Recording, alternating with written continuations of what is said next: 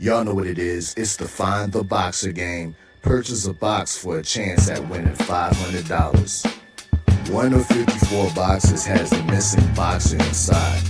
Purchase your box or boxes by Cash Apping $ usual 50/50.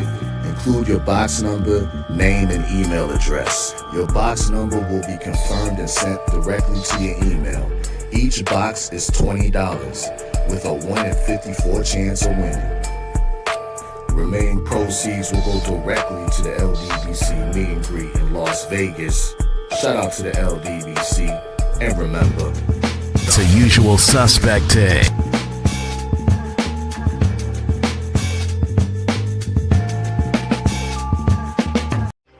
Y'all know what it is. It's the usual suspect 650-50 draw.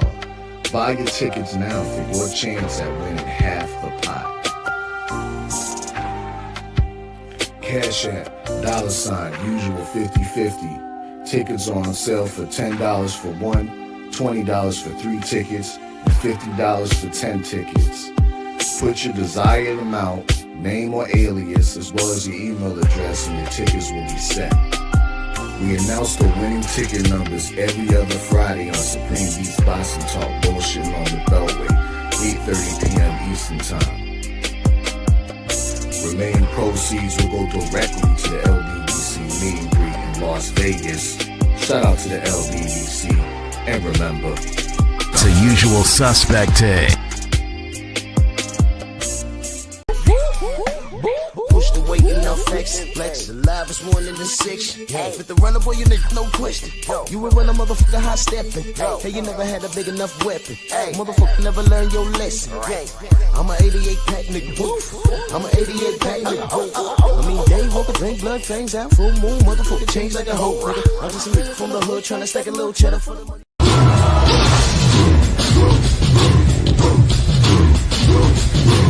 Yeah, come on!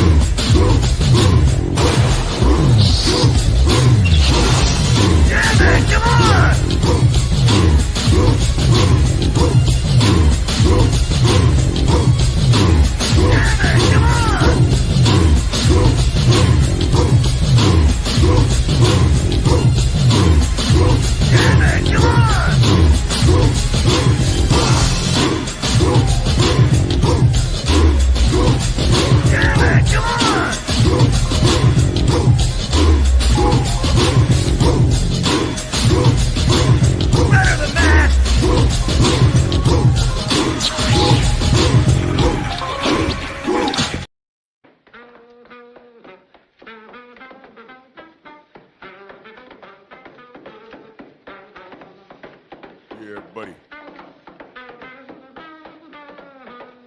Yeah, buddy. Lightweight. Lightweight, baby. It's time to bleed. This Simian Saturday. You know what a Simian is? Well, welcome. It's the first Simian Saturday. A simian is a primate, like it's a monkey or an ape. So, you know, I had to get busy on this because I'm just tired of this dude. I'm tired of both these dudes. They come from the same cloth. I mean, they share the same DNA. So welcome to Simian Saturday. Let me update my live stream. Let's update okay. Simian Saturday 1. Let's update this stuff. See, I'm so creative. See, I'm a content creator. And congratulations to the Charlo brothers, because I'm going at both. I don't care. I have been nice. I have been very fair in you know how I treat them, and it's over with now. They ain't with us. All right, they're not with us. So welcome to the first Simian Saturday featuring the Charlo brothers. Simian Saturday. I mean, you guys, y'all making me work on a Saturday, bro. All right, so you know this could not wait. Yes, sir. So we're gonna talk about this monkey. Now the 86 first in that super chat. Salute, brother. He says salute, Drew, and salute to the mighty LDBC, F. Charlo, Ryan, Tank, Bradley, and any other racist bozos out there. Hashtag LDBC for life. Hashtag F the haters. Hashtag we outside. I'm on the job, brother. Much love and appreciation. Salute. Salute. Thank you, brother. Thank you so much. Steve Elder, Mac, my brother. Salute. Sam Mac. Got 2 Macs back to back. Boss. Speed Demon, what's going on? How you feel? Shogun. Sensei, Stormy B-Man in the building. AJ Moore. Tay-Tay, good morning. Vince, what's going on? Eric H in the building. King Bonnie, Gerald Kelly. Wild Neil, Mr. J Dub. Salute, man. Good to see you. Sam Steels, what's going on, man? I appreciate you. Hey, man. Win Coons, man. They outside. It's all right. And it's going to be a bit of roasting here, but you know what? I ain't got to lie on these dudes. And if you can justify their behavior because you don't like me, that's what it usually is when these hard ERs, they are her. It's the acronym. Hard, H-E-Rs is, you know, the end of the N-I-G-G-E-R, you know, courtesy of Ryan Garcia. If you can overlook everything that these super coons and primates do because you don't like me or like what the LDBC represent, well, that's fine. That tells me everything I need to know about you as a person of color. So all of you stay away from me, all right? Because you're who I'm talking about. If you can look past what these primates have done, things that they've said, then you're the problem. I ain't got to lie on these dudes. I'm going to point out some facts about these dudes. Abdul Anwar, salute. Tion next up, salute, bro. It's all right, brother. You know, they do that to me. It's all right. Kamara Stepping Bays and my brother, salute. Kano Local in the building. What's going on? My brother. Detroit, BC, Righteousness 91. Snacks B. Neil Spoolie, salute. Smash the like button, like and share the video. We are our own algorithm. We don't leave it up to YouTube to do anything. As you can see, they don't send out my notifications. You know, because Shin C, what's going on? Good to see you. When you're talking about things that are that affect the black community in a negative light, whether it be politics, whether it be sports, no, they don't want us shining a light on that. They don't. They damn sure will damage us if we speak our piece on it, and it's not fair. No matter how polite, no matter how clean, even when it's not belligerent. PGH, salute. You know, because they're part of this evil machine. That's all right. I'm the virus in the machine. I'm the I cure this stuff. I'm the penicillin. You don't want that. Y'all like being sick. It's okay. It's okay. Let's do it. The Charlos are done. The Charlos are done. The Charlos are done. Okay? They're done. I'm done with them. The other day, it's like 2 days ago now.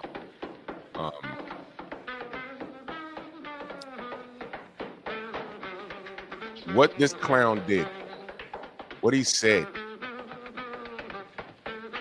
in reference to Devin Haney when asked, completely unacceptable.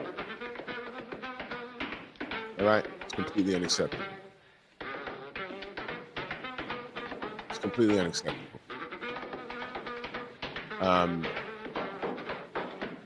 This guy's lost all privileges. Seriously. I'm done with him. done with him. In case you missed it, well, first of all, what I'll do is I'll just share it so you can hear it. All right, that's the video right there, courtesy of Fight Hype. But I'm gonna play the audio because they funny style with some of their material. Isaiah, what up? And when asked about Devin Haney, for no reason, he goes on this epic rant. It's epic because the world hates Devin Haney so much because he's like the worst person in the world according to them. You don't sue in boxing, nonsense. They act like this lawsuit was the first lawsuit. That wasn't the first lawsuit of its kind. Yes. Was it within bounds? Yes. Of course it was within bounds. Did Ryan Garcia violate a contract? Yes. He absolutely did. He absolutely did. He absolutely did. Did Ryan Garcia commit an assault in the ring? He absolutely did. When you get caught cheating in boxing, right? You get punished. Terrell Miller didn't see a boxing ring for almost 4 years, right? He got caught cheating. Oh, well, AJ didn't sue. Well, he could have. That would have been interesting. And guess what? Back then, if he did sue, I wouldn't have protested at all. Well, it's not for me to protest. You know what I'm saying? I wouldn't have been like, oh, man, why are you suing? It's not like he made it to the ring. No, it's the principle of it. It's the attempt. Attempt. For example, people do go to jail for attempted murder, right? They might not get life. They do go to jail for attempted murder. The idea. Attempted murder. Tried to kill this person, but I missed. Okay, you're going to prison. Well, the bullet ain't hit. Well, I tried to stab him, but I missed. I took the machete and I swung at him and I missed. Yeah, the attempt. You're going to jail for the attempt, bruh. So Miller didn't even make it to the ring, but he was punished for the attempt. And if AJ or Eddie Hearn decided to sue him, I'd have been like, well, hey. Oh, well, he didn't make it to the ring. So what? The attempt was there. Do y'all understand that? Dante in that super chat. He says, salute my brother. The hate for Devin is crazy. It's absolutely crazy. Devin Haney had nothing to do with that press conference. I don't even know why his name came up. Further proof why we say he's the face of boxing. I don't know why his name came up, but it did. And getting back to the lawsuit situation, how many of these funky knuckle draggers know that Floyd Mayweather Jr. sued Victor Ortiz and he won? I didn't know he sued him and won until fairly recently, like early last year. I said, wait a minute, he sued him for that? I didn't know that. He sued him. And he won. And you know what? If you remember the fight, I'm like, well, Frida's March, salute. And if I miss you in the chat, know that I love you. I'm like, well, he did do that WWE headbutt. He did do that. Knocked a hole in Floyd Mayweather's bottom lip on the inside. Yeah. And the Floyd haters did not like the ending of that fight, did they? But I remember that fight like it was yesterday. I said, yo, I don't care. Floyd Mayweather's two-piece was within the rules. Headbutts are not inside the rules. Eddie Cortez, I'm sorry, what's the ref's name? Joe Cortez. Joe Cortez said, go. That meant fight. That didn't mean going for a third or fourth hug and kiss in an apology. And Floyd pieced him up. And that was within the guidelines. And you can get mad at the outcome, but we all saw Joe Cortez said, fight. And then he looked at the score table to say resume time. But he told them to go first, He said, resume time. Next thing you know, he turns around. Victor's getting knocked out. And it's protect yourself at all time. I understood it perfectly. They tried to paint Floyd, oh man, you know, but I said, no, it's within the rules. Oh, well, it was unsportsmanlike.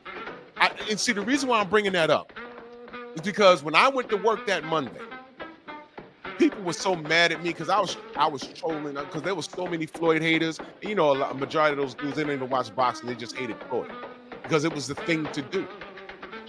Oh, well, you know what? I don't like that guy, meaning black, because see what happens, y'all, is who controlled the media? This is why they don't like the LDBC. There was no LDBC back then. There was a presence online, but there was no LDBC for real. But who controlled the media? The same people that was writing the magazines and everything else. It was white folk. And if they decided not to like anything, then you didn't like it because they wrote a bunch of negative. If they decided to call something good, then you were molded. You really didn't think for yourself. Sugar Ray Leonard is loved, right? But talk to James Stoney if you can understand what the brother's talking about. And I say that respectfully because, you know, he got the mumbles now. Get his opinion on Sugar Ray Leonard. I heard him talk about Sugar Ray Leonard before, you know, he had the speech problem. And I said, man, he's making a lot of points. He talks about Ray Leonard was a good fighter, but a lot of his positioning in business was because of business. And he had that smile and he had these good looks, but he wasn't a warrior. I remember watching an interview where James broke that down. I said, well, you know, he might have some points here. Ray Leonard is still great, but, you know, James is making some points. But majority of people, the average Joe, is molded by the media. And salute the fool-ass Earthman in that stupid chat. Much love and appreciation, brother. You fool-ass Earthman. Salute to you, good brother. Much love and appreciation. Thank you so much. You dig what I'm saying? So, it makes you wonder, before the internet, for those of you guys that go back as far as I do, how much of those articles was written in fairness? How much of those articles were opinion? Again, when I post short videos, I tell you where the source is coming from. I drop the link in the description. I tell you to go read it yourself and tell me what you think. We've seen writers write complete BS about a fighter that we talked to. Like, yo, that's not it. What are you talking? When did this guy talk? And then on Boxing Scene, it's great. When you see it, when you look to see who wrote it, it's because Boxing Scene staff sometimes. But some of these guys don't want to put their name on it. When you go to Box News 24, I just had to explain to this brother at my job. I said, look, man, these guys are paid ops. They're paid to do a job. Some of them, this hate does come from their heart. Some of these guys take payola from promoters, right? Or they just work for an outlet who decides what they're gonna do to sell, to make money.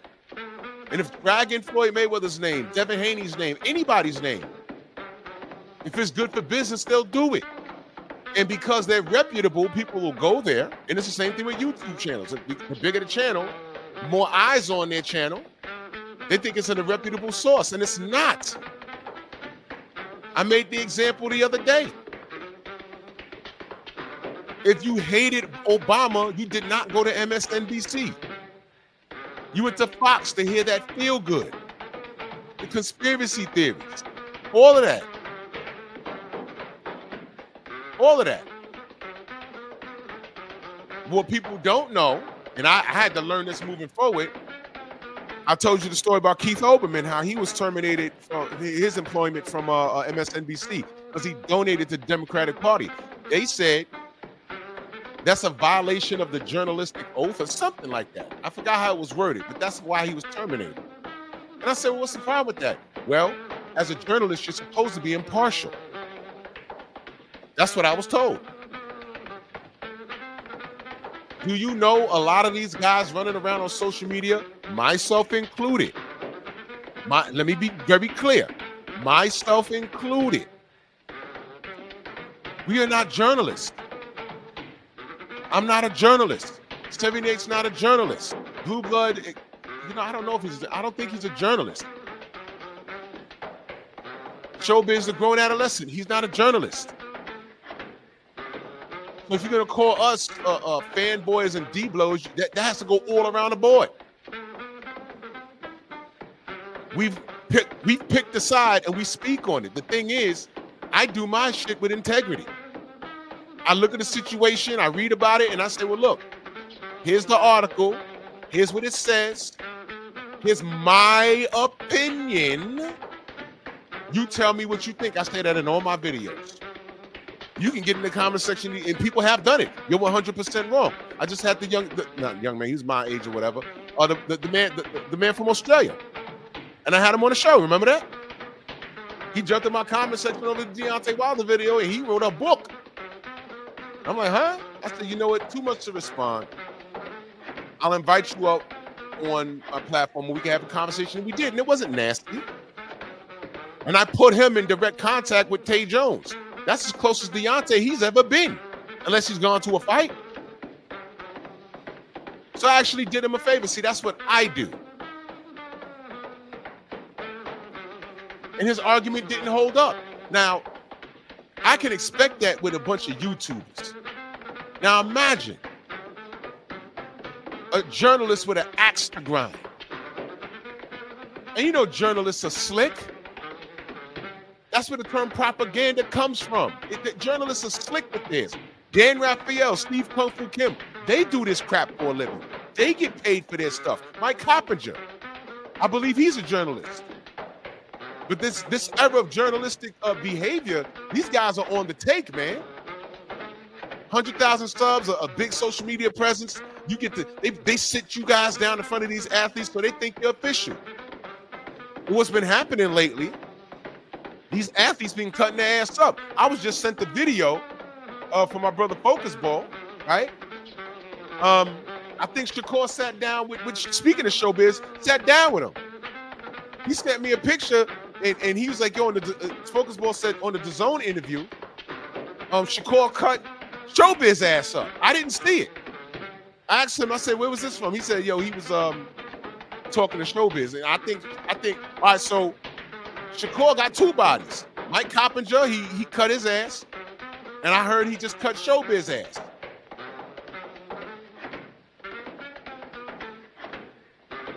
So the athletes watch us. When they say, oh man, don't nobody know the LDBC, I promise you they do.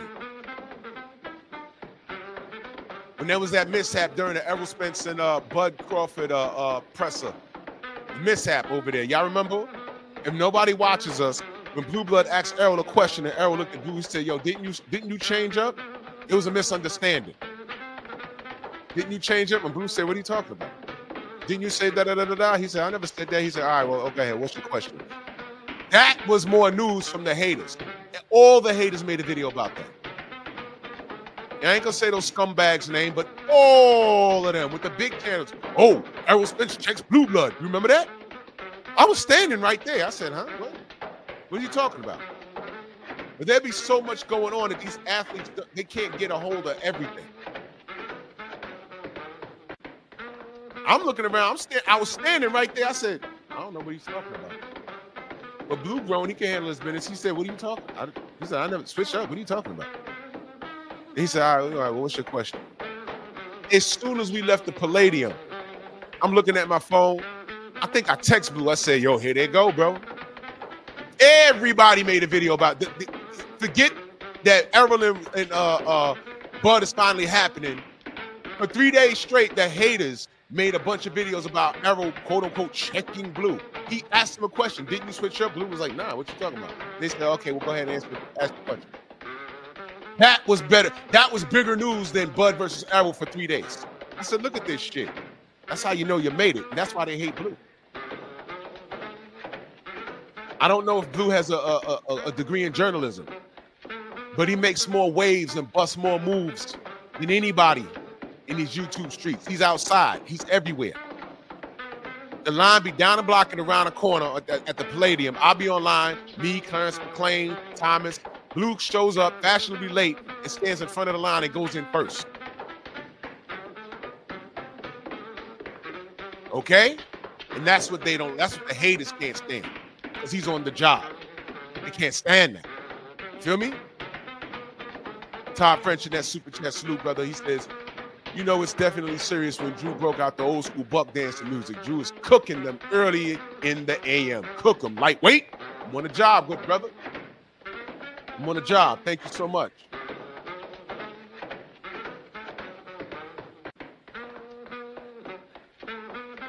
So, in which I don't know, there was another time when Blue was, what's his name? Leonard Ellaby called himself Check in Blue. What they don't know is what happened in reference to the conversation they had off camera. They don't know about that, though. Listen, man.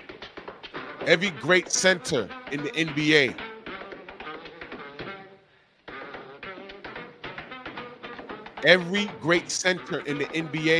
has gotten dunked on.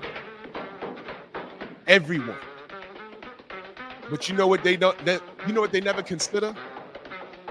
That center's there for that. He's there to protect that rim. And if he was trying to block that shot and he missed, it got dunked on. I don't mean the center's not great. Jordan dunked on Mutombo. Does that oversee all the block shots that Mutombo has with the finger wave? No. He got dunked on because he tried to block Jordan's dunk, and he failed. That one time he failed.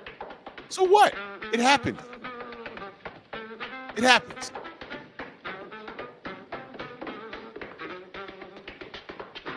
I got tons of examples, but I ain't going to give it to you. Athletes are going to get mad at us. That happens. Guess what? What would you rather say to me?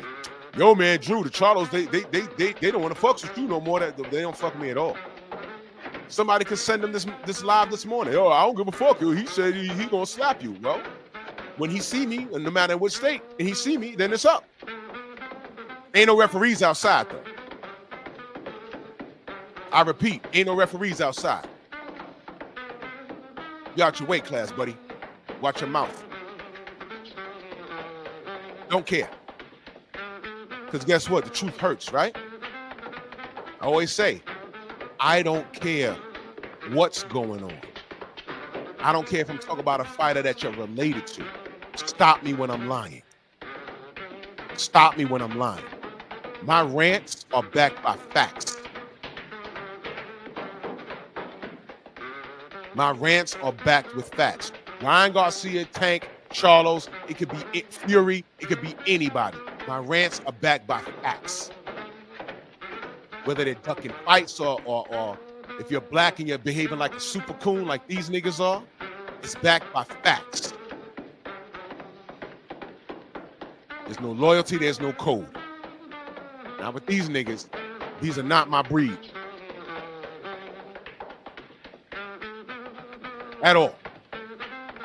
Jamal Charlo pretty much declared war on the whole sport of boxing. Now, for all of you motherfuckers that don't like the LDBC or whatever, let me ask you a question.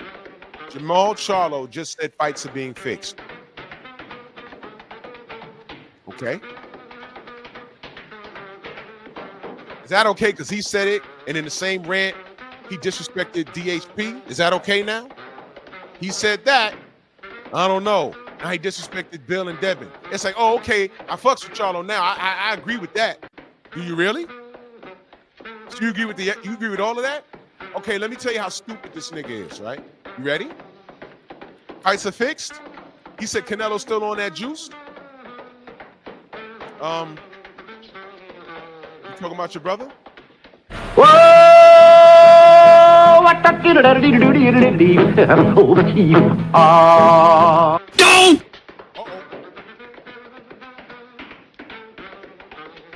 Disappointed in your brother. That bell rang. Your brother might have threw like 9 punches the whole goddamn fight and got dropped. Post-fight, he said, yeah, Canelo's an animal. He was super calm that whole fight. Be humble, be quiet, humble yourself. take less money. That's what he did. He took less money than KK Kovalev, right? Finally got Canelo in the ring and laid an absolute egg. Who did better versus Canelo? Jamel Charlo or Danny Jacobs? No, I think we have. I think we have our answer. Feel me? You talking about your brother, man? How many times did you hear Jamal Charlo complain about a franchise status? He was very quiet about that. He might have mentioned something, but in my opinion, he didn't make enough noise about that franchise status. Do y'all recall? Am I missing that? Was he online screaming and hollering about that? No. But I heard one of these niggas, I don't know if it was Jamel or Jamal, don't matter. They one and the same. They're twins. All right. He made more noise about Blue Blood, actually, speaking of my brother Blue. Y'all remember when he told Blue Blood, I'm going to slap you when I see you. Everybody unsubscribe from Blue Blood Sports TV. I'm like, what happened now? What the hell's wrong with him? Again, a misunderstanding. I think he may have apologized later. I don't recall. But I was like, what the fuck is that? You threatening media now? Question. How many times did he threaten, I don't know, Dan Raphael, Steve Kim? All of these, the two names I mentioned, Mike Coppinger, all of these guys have had negative to say about the Charlos at some point. Not one time did he ever say, unsubscribe, don't listen to them, F them, blah, blah, blah, blah, blah. When it came to Blue Blood, he was going to physically assault Blue when he saw him and telling people to unsubscribe from him. Do y'all remember this? Or y'all just new? Or y'all new to this? There's a history with this shit. And I've been very, very lenient with these dudes. When Jamel got the Canelo fight, I went to the presser. I said, nah, they want you to act out and act all niggardly. Don't do it, champ. I said that to him. He said the media needs to petition the WBO. Tell them not to take my belt, because as soon as that bell rang, the WBO was stripping him. Remember, this dude was undisputed at 54. Undisputed. I'm not entertaining trolls this morning. Boxing International NYC, so go somewhere with that. I'm not entertaining trolls this morning. You see what I'm saying?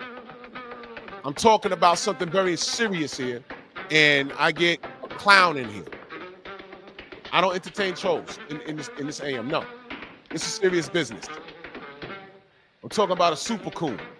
Super coons. You got a problem with Blue. You got a problem with everything that I'm speaking up against, which is a problem not only in the boxing community, but the black community. And here this nigga come talking about Blue be doing too much. What? Blue does what? Gets us content? And I'm going to show you something right now. You see it, I'm fucked up now, dude. You fucked up. Y'all not going to believe this. I just went to this guy's page. I'll show you something. I think I be playing. You cannot make this shit up. You can't make this shit up, y'all. Y'all want to see something? You see, you ask for the limelight and you get it, and you're not prepared for what's being done. I'm gonna show y'all something. Give me 1 second. On this fine Simian Saturday. I'll show you something. You see, shine a light on yourself, pound. You ready for this shit? Look at the Syria salute. If I miss you in the chat, know that I love you. You watch this, y'all. I just went to this fool's channel, started in 2020, right? I want y'all to look at this ad and tell me what you see.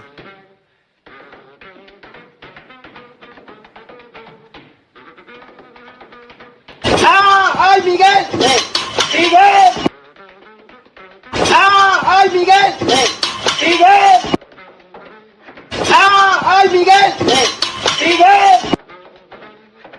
¡Ay, Miguel! Miguel! Y'all see that? ¡Ay, Miguel! Miguel! Do you see that? ¡Ay, Miguel! Miguel! Do you see that? ¡Ay, Miguel! Miguel! Godfather. Yeah. You can't make this shit up, people. You cannot make this shit up. Get your hand off my penis! There it is. There you go, right there. There you see, there you go. Now, back to this regularly scheduled program. You see what I mean? There you go. Take your sour feelings about Blue Blood and go somewhere else. Don't none of you YouTube motherfuckers be talking about Dan Raphael doing too much, Steve Kim doing too much, Mike Cappinger doing too much. These dudes get all the interviews. And they bend and twist everything, and then they give you this fake-ass news. And I tell y'all, a lot of the fighters that they're talking about, we speak to. We're like, well, when did you say that? No, I never said that. And that's why Shakur is sitting in front of Showbiz. Matter of fact, let me show y'all that picture, because I didn't watch the interview. Let me show y'all this picture. I'm going to send it to you, right? I'm going to post this now. Focus Ball said, yo, he, you know, of course said something crazy to him too, like how he said something crazy to Mike Cappinger. Yeah. Hold on, give me a second. I said, what is this? I was like, what is this? And according to Focus Ball, you know, Shakur tore his ass up like how he tore up Mike Cappinger. And he's rolling his buck eyes.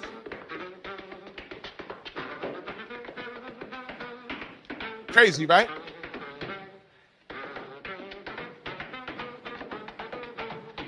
Now, I didn't watch this, but this is just a still shot. I don't know what this is. Look at that. Shakur says something crazy to him. He's like, oh, come on, man. Come on, man. Come on, man. Come on, man. I'm just talking boxing, man. Come on, Shakur, man. I'm just talking boxing, man. Yeah. Now, was that news to me? No. I don't care. I don't care. I mean, but watch this. This is how you know Blue moves the needle. Errol said that to Blue, and Blue said, I don't know what you're talking about. And what you don't know is that Errol was mistaken. But you don't care. On the outside looking in.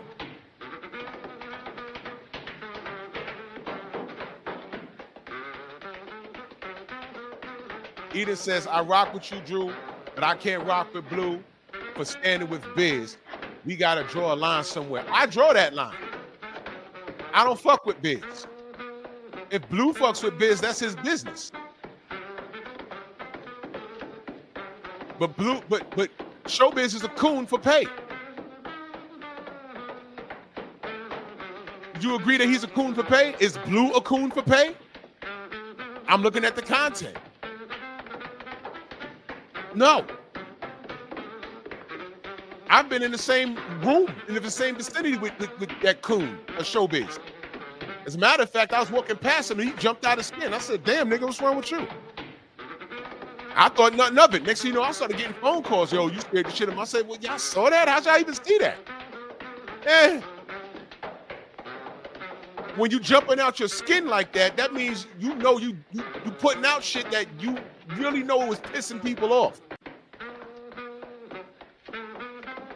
You gotta jump out your skin, nigga. Damn, calm down. Ain't that serious. I ain't trying to catch a case because you're a coon. Fuck out of here. What's wrong with you?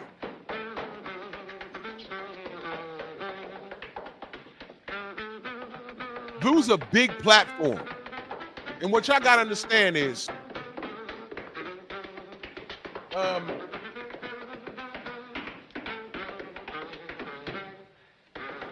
You got to hold yourself to a particular standard.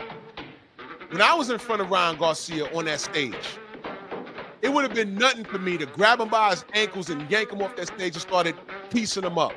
What would have that done? I represent my own personal brand. I represent the LDBC. I do these videos and I speak the truth about these dudes. What do y'all want me to do when I see them? Start tuning them up? What does that do? Other than put me in jail. You putting money on my books? At this point, at 50 years old, damn near, how do I look beating up an athlete because they're look, Jamal Charlo, there's something wrong with him. Jamel Charlo, there's something wrong with him. There's something wrong with it. Ryan Garcia, there's something wrong with him. How would I look doing that? You know how I'd look? I would give all of you something to talk about. Look at the LDBC. Look at these niggas. This is what they do. They can't control themselves. I had a bunch of things going through my mind. I said, look at this little mother effer. You know, please. But I put the mic in front of him and I let him talk. He told on himself he was on shrooms. Look, man, I'm not giving you guys nothing negative to talk to me about. Everything that y'all talk about me is all y'all personal opinions. And y'all don't like me, and that's cool. But you don't pay my bills, you don't make or break me. You don't. I got a job. I can stop doing this right now and be fine. I'm really doing this because I make good money here on YouTube, but I'm really doing this because it's the right thing to do. And I feel slated. It makes me wonder how much of this media shit that I've been listening to from Ring Magazine, KO Magazine, Boxing Digest, all these years, how much of that shit I was reading was lies. And it wasn't until I got around these guys, I started to understand, hey, man, some of these guys, they have personal agendas. And they're in complete violation of their degree in journalism, whatever the fuck it is.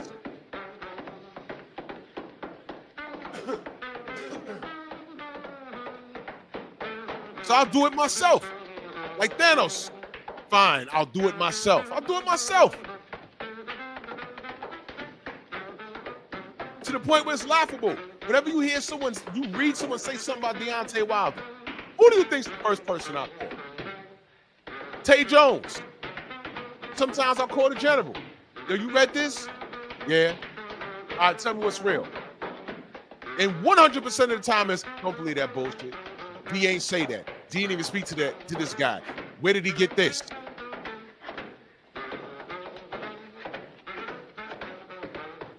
When Errol Spence crashed up his car,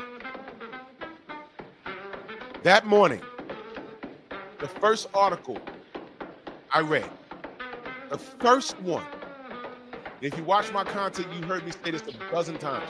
The first article I read when I got out of bed that morning, I'll never forget, I got out of bed, getting ready to get my day started, turned on my phone, breaking news, Errol Spence. And I'm like, oh, what happened? And it showed, the first picture I saw was a bunch of black people standing around the house with some yellow tape. And it says, Errol Spence gunned down in gang-related incident in critical condition. That was the first article I read. I'm like, what the fuck? What? That was the first one. So then I start searching, and then I think the next article was car accident.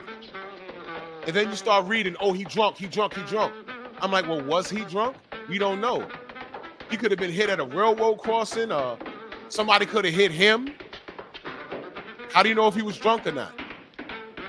We didn't officially find out whether he was intoxicated until some time later. And they said critical condition. He wasn't in critical condition. He didn't break a bone in his body. He just knocked his teeth out his mouth. That's it.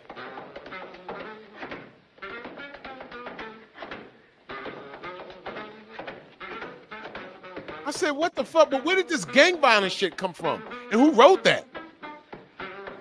Who wrote that? And it was online for people to read. And they had comments underneath. Those comments about Texas, oh, nigger will be a nigger, oh, they make all this money and they still gangbanging. I'm like, what is this? I didn't know Blu-ray at the time. Then I hear about the car accident. I said, okay, this is the real story. Where'd that gang shit come from? He just won the night before, I believe.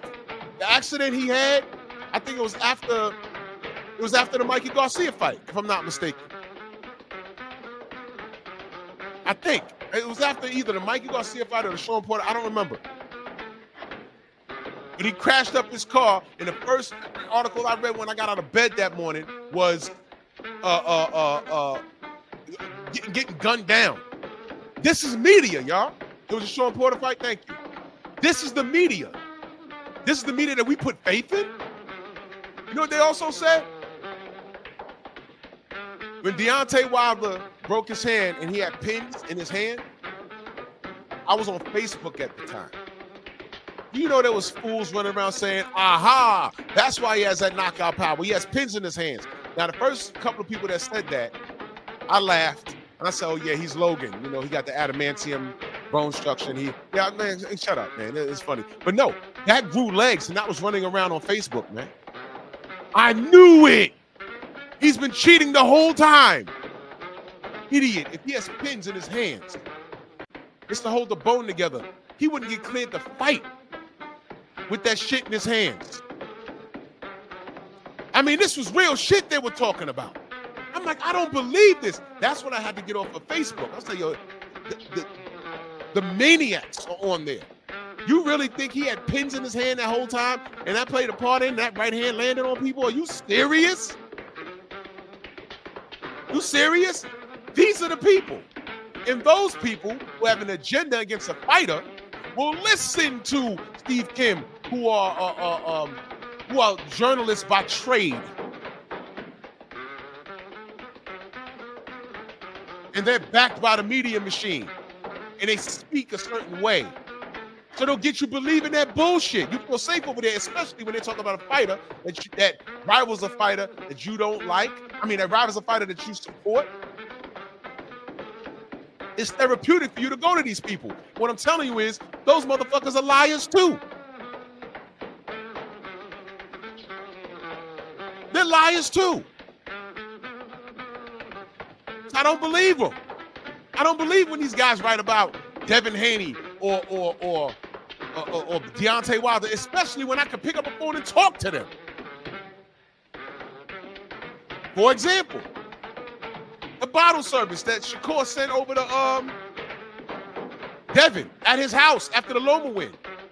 Signed the contract. Contract? I called Bill. He gets a lot of calls. He might not remember, but I said, Bill, contract? He said, what, man? I said, okay. I already knew. Have a good day, Bill. That's all I wanted to know. There was no contract. Why are you fronting? And you know how you know he played himself? You know how I know there was no contract? Meanwhile, why is that okay? Devin's undisputed, right? How the hell is Shakur sending the undisputed champion an offer? What contract? What offer? Well, fine. You know how I knew that was cap? Because people went crazy with that. Oh, he sent him a contract. Why he ain't signing? I'm like, what contract? Bill, what contract? No, fuck, I ain't never sent him no contract. But on the way out of 135, Devin did send him a contract, did he not? And what did Shakur say? It's not enough money. I know my worth. That's what he said. What is your worth? You ain't do shit. This is for undisputed. This is for 4 belts, baby. At 135. This is for 4 belts. This is for your first time on pay-per-view. I'm drained. Remember that? I'm drained. That's what you said. You know your worth? Let me ask y'all a question. Did he make more money fighting Edwin De Los Santos, or did ESPN clown him and say, look at people leaving? Look at him in a boring fight. Yeah, I bet you wish you was taking that goddamn Devin Haney fight then, right? Right. Time revealed that truth, didn't it? But if you left it up to the media ran with that all week long. These YouTubers ran with that all week long. Oh, you didn't sign a contract. I said, man, what? Fuck out of here. It was no contract. He's just talking shit. See what I mean? How did the media treat Floyd Mayweather Jr. during the Pacquiao rivalry? That was 4 long years, y'all. I had a relative that started high school, and by the time they were fighting, he was on his way to college. And I said, yeah, I got to take off from work, man. It's fight week in the Pacquiao Floyd. He said, oh, shit, they finally fighting? And I looked at him. I said, oh, that's right. You was a freshman when this rivalry started. He's on his way to college, and the fight's finally happened. He said, damn. I was like in 9th grade when that shit started. I said, yeah. Hey, man, I'm on my way to college. I said, yeah. Ain't that something?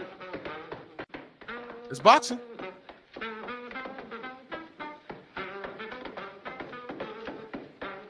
See what I mean? See, the media got you believing all kinds of shit. They wanted you to believe that Floyd was the bad guy. Y'all were too caught up in him throwing money at the screen and women twerking all over the place. And Manny being this Christian man. Meanwhile, he got babies out of wedlock. Christian man cheating on Jinky. Christian man had a cocaine problem. Right? Y'all remember all of that? The last straw, Floyd literally had to chase him down in Miami during the Miami Heat Bucks game and corner him while he was marketing his book in Miami. Went back to the hotel room, was like, yo, look, we got to make this fight. Jackie, I'm not telling you who to like. I'm not telling you who to like. I don't care what these niggas like anymore. I'm telling you, I don't fuck with them. I don't fuck with them. And good luck tonight. Because I don't think he's well. I don't know. These people cleared him to fight, and he doesn't understand he's still black, and he will forever be sacrificial because they love seeing niggas like this lose. Case in point. Let me go back to why this one. Oh, you saying you like him though, Jackie, but you don't know what he did. Jackie, young man, this is what I'm talking about. I don't do lives in the morning, but this guy, I had to get on this dude. This was not waiting until Monday. This was not going to wait. Jackie, let me give you a bit of advice, young man. Before you co-sign somebody, you got to do homework. We've all done this, but it's become abundantly clear that we have to do homework on these new levels. And I know you're a young man, Jackie, okay? But I need you to take this as a learning lesson.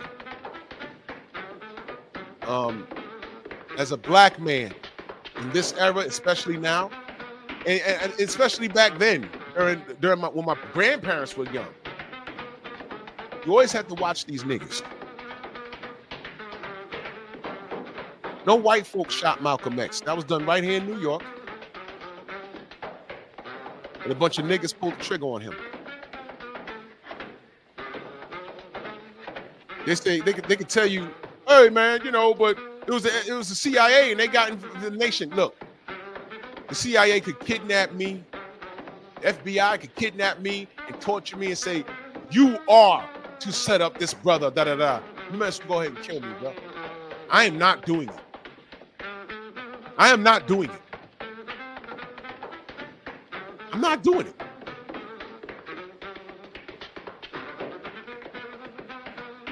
Those dudes were in fear of their life, and they said, well, his life ain't worth mine or my family's. Okay, fine.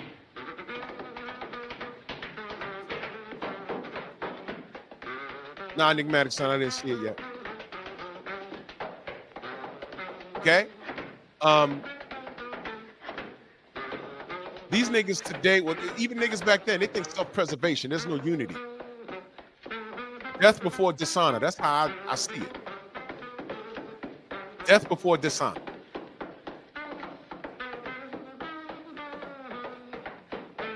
You have to off me before I betray one of my brothers. No. Or my sisters. No. I'm not doing it. I say these niggas today don't know anything about loyalty, but they were around back then too. A lot of them niggas that betrayed Brother Malcolm, they were jealous of him anyway. They were happy to do it. That's the other side. Happy to do it.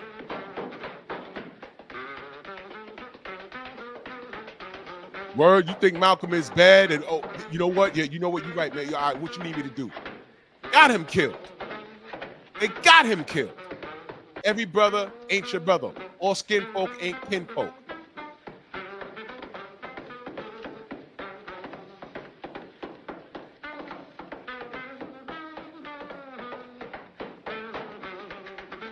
Even happens with white people. White people see shit how we see it. We accept that, right? What do other white people call them? There's a term for it. You know what the term is? Brother Reef, you know what that term is, right? What's the term that white folk use amongst each other when they see things the way we see it? Hey, yeah, you know, there is systematic racism. Hey, you know, they're right, man. You know, we did come over here and put the Indians on reservations. You know, everywhere we go, we do tear shit up, don't we? Hey, man, the South Africans have a point, man. We came over there and, you know, did the same thing over there that we did over there. Yeah. They do have a point. They do have people of color around this world. They do have a point. But there's a word for it. I know N lovers. I know there's a word for it. There's a term for it. Y'all know the term? See it a lot. It's funny because I said, man, they actually made an articulate term out of it.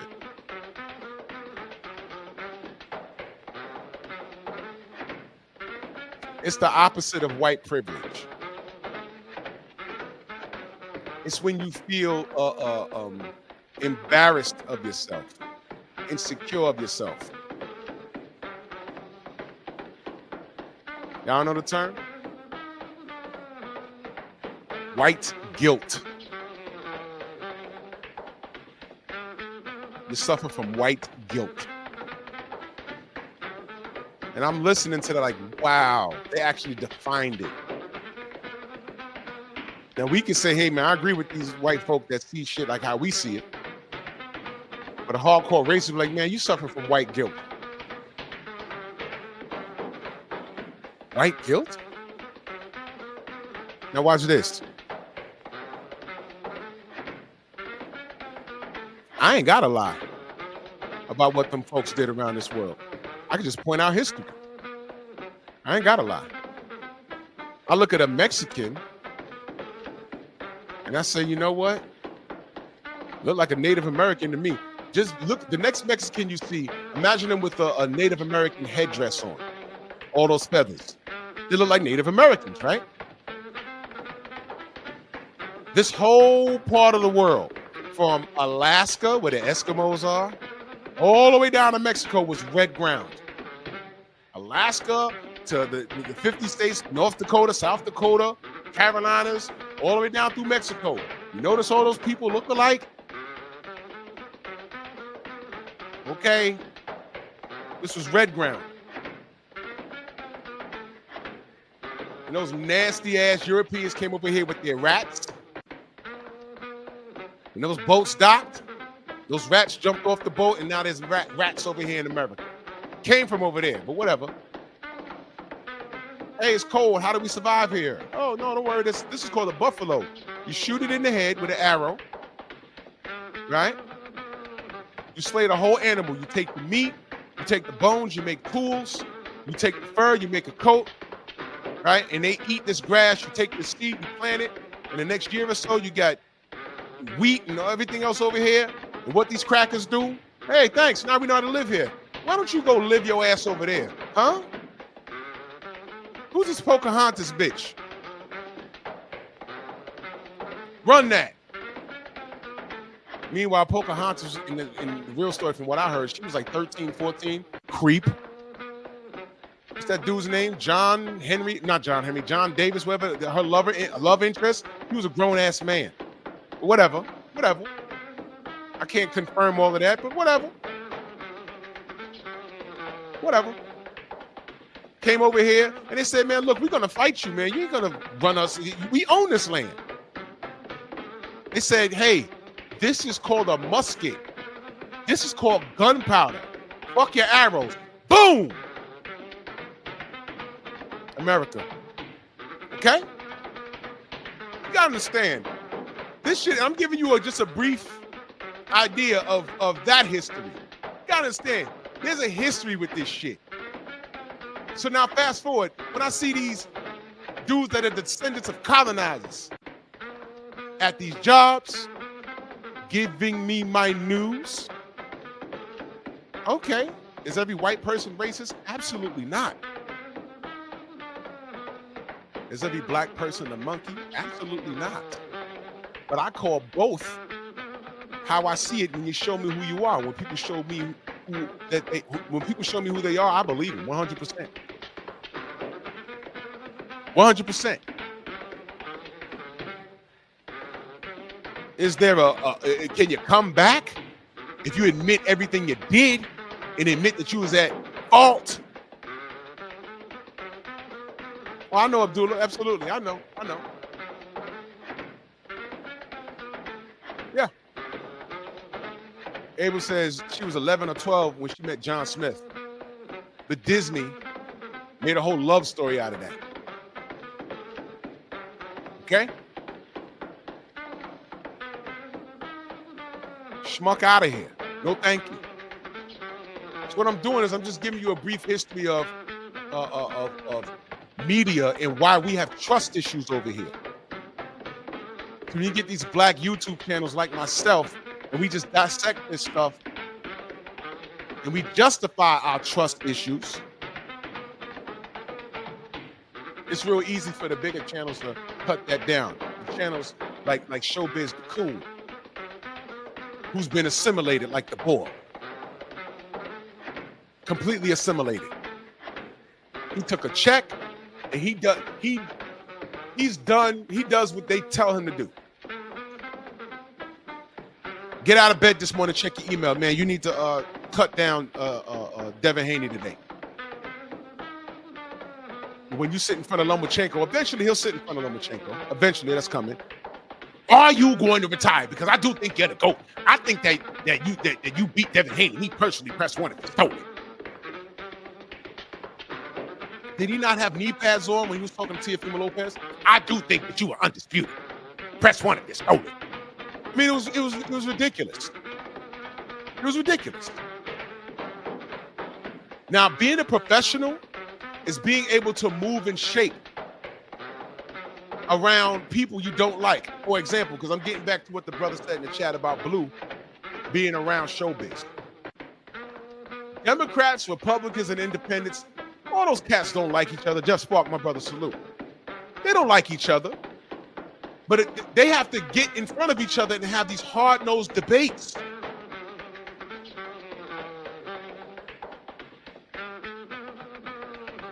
You think these dudes didn't stand across the stage and want to kick Obama's ass? You think these dudes didn't stand across the stage and want to kick Donald Trump's ass? You think the people in the audience who were invited in to watch the live debates, you think not one person wanted to jump up and just tackle Donald Trump and start tuning him up?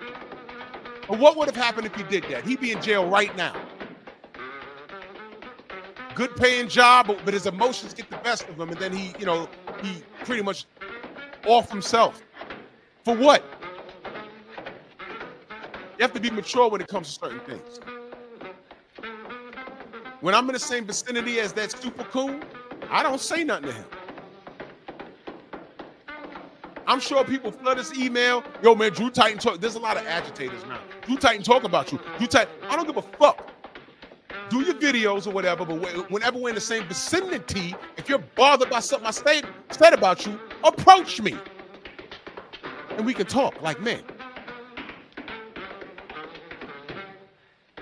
We can talk like men. Or in the words of the Mac, we can get on some gangster shit. You make that choice. Choose wisely. I already told y'all. I saw a punch drunk 3 times at a presser before I spoke to him. I said, ain't gonna be a fourth. There's tension. I need to get this off my chest. I pulled him to the side. We had a conversation. And it was amazing what I learned. You heard what I just said? It was amazing what I learned. He's also the victim. Now, you got to agree with him, but he was also the victim of agitators because he told me some shit. I said, wait a minute, what? I said, what? No. And I had to go to my phone and say, look, no, this is this. He said, no, well, homie told me this. I said, no, that's not true. And as I'm talking to him, who walks up? Bill. What's up, y'all?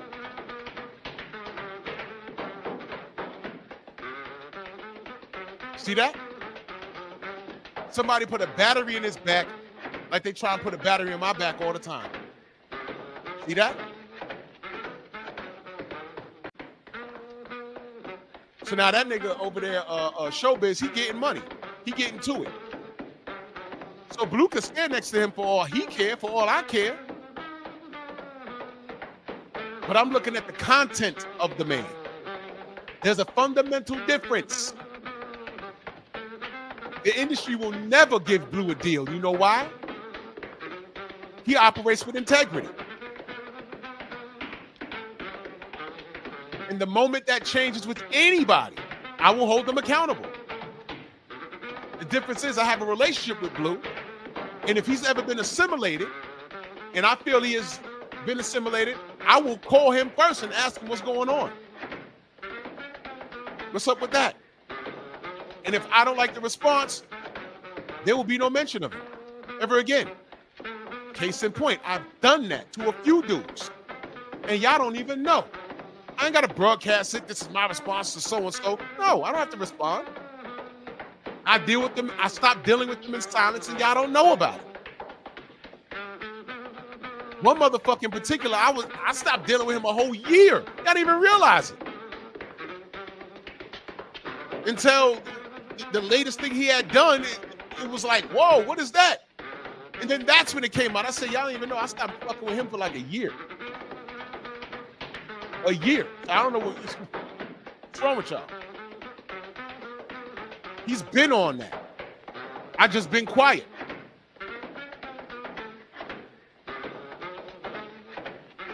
I just been quiet. Got to put my band up.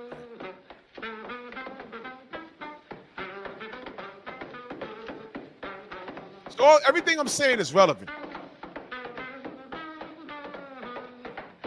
Blue is in a position where he has to be professional. He can't be barking and wilding out. He has a brand to protect, and his job is to get us information. You don't like everybody you have to work with. You gotta understand in this media thing, and this is something that I'm learning. The first time I was around, like when the first credential I got, I said, "Oh man, I got invited in." And I went in. There were several people I saw that I had a problem with. And Punch was one of them. And we didn't speak at all the first time. He stayed away from me. I stayed away from him. But how would I look running over there? Yo, motherfucker, da da da da da da. How does that help me? You understand? My audience gets robbed of content, and I end up looking like a grown adolescent. As an adult, you got to show some level of control.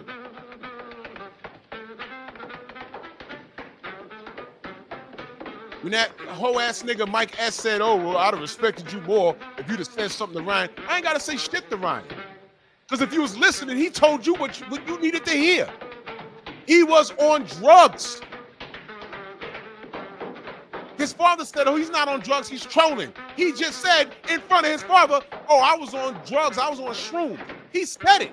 And I looked around, and the brother from Fight Hype, we looked at each other. I said, "Man, ain't no one's gonna say anything? Fine, fuck it."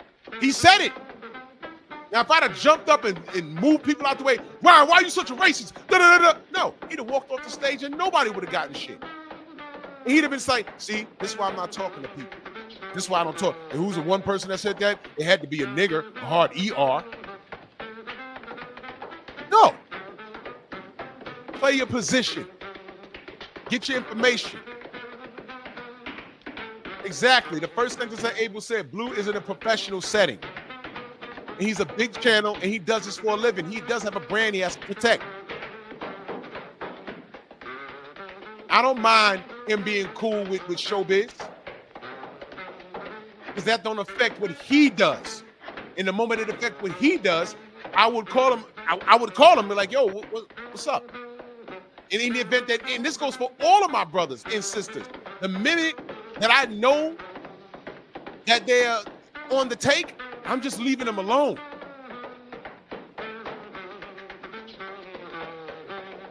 I was propositioned 20 racks already a few years ago to talk bad on Errol, talk bad on Deontay, and one more person, the name escapes me. They wanted me to plug into these UK channels, talk up Loma, Fury, and one more white fighter, it escapes me. Talk them up, and they wanted me to do panels with these UK dudes. They wanted me to be the token American nigga. And they wanted to pay me $20,000 over the course of 4 to 5 months. It was an agreement via email. And I said, no, this is a troll. They want to see if I sell out. Deleted the email. Called 78. I said, yo, check this shit out. Some troll sent me da-da-da-da-da. And it looked official. You should have saw this email. And I was like, hey, can you believe that? They say, nope, I got that. I said, what? I ain't even gonna tell you what they offered 78 to sell out. I ain't even gonna tell you what they offered BFTB to sell out. I ain't gonna tell you what they offered Black Fight Fan to sell out. Dead serious. I was like, yo. I said, yo. Well, I was kind of like, wow, they see value in what I do. They're trying to assimilate me. $20,000. Now, let me ask you a question. I'm the smallest channel out of all the names I mentioned. If they offer me 20 racks, what the fuck do you think they offered Black Fight Fan, BFTB, and 78? They offered me 20. What do you think they offered them? I'll just let you, I know the numbers. I ain't gonna say it. But I'll just let y'all ponder that. And I'm the small, at that time when they did that, I had like 4,000 subs.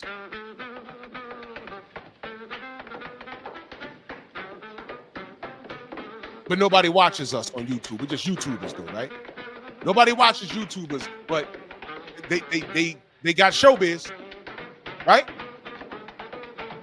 Tim Bradley be popping up in a Champ Size chat. That's another brother that won't be compromised. So I can have integrity and be around a bunch of sellouts. As long as I'm okay, I'm cool.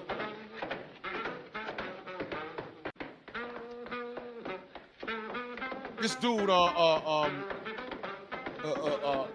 is it? Marty, manager Marty, had everything to say about Blue Blood. I get a text like, yo, look at this. And I click on the link. Oh, Blue Blood working for Black Prime TV. Oh, he's a sellout. He prides himself on being new media. But look at him. He's taking a check now. I get sent the link. Who's announcing at the weigh-in for Black Prime? That motherfucker. I said, wait a minute. Wait a goddamn minute. Didn't he just drag our brother for that? Working with Black Prime? When did working with Black Prime compromise the integrity of his content? It didn't. You just whipped this dude for working with Black Prime, and they called him up, say, yo, you want to do some announcing? Yes, cut me the check and fire me in, or whatever it was. And I was like, what the fuck? Really? And that told me everything I needed to know about him right there. He just ripped Blue for doing it, and then like literally like a couple of months later or so, I don't recall the timeline exactly, but it was in the same year. I said, look at this dude. I'm looking at the link, and the person that sent to me, it was Rachel Donaire. And I was like, that's manager Marty, right? She's like, yeah. And she's like, didn't he rip Blue? I said, yes. I said, oh my God. Did I make a video about it? No. You know why, y'all? I'm comfortable knowing the truth. Time reveals all truth. If getting it out the mud was a person, it's Blue. No tricks. He ain't got no fancy, like I do these memes because I'm giving y'all a production. Blue just cuts to the chase. He's one of the only motherfuckers I know that'll upload a video, and if I get the notification, they'll say 0 views. He's in his car. No music in the background, no fancy memes, nothing. He's just sitting there with his fitted and his shades on, giving you the news for about 7 to 8 minutes. I refresh the page, 2,000 views.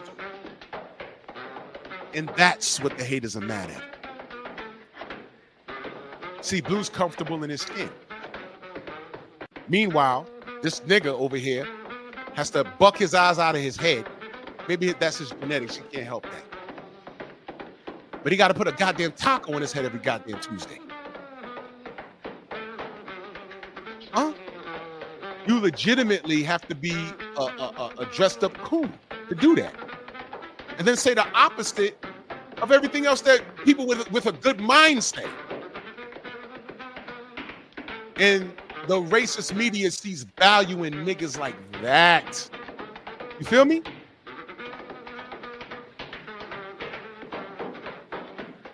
So I don't mind Blue standing next to him because Blue knows what he's standing next to.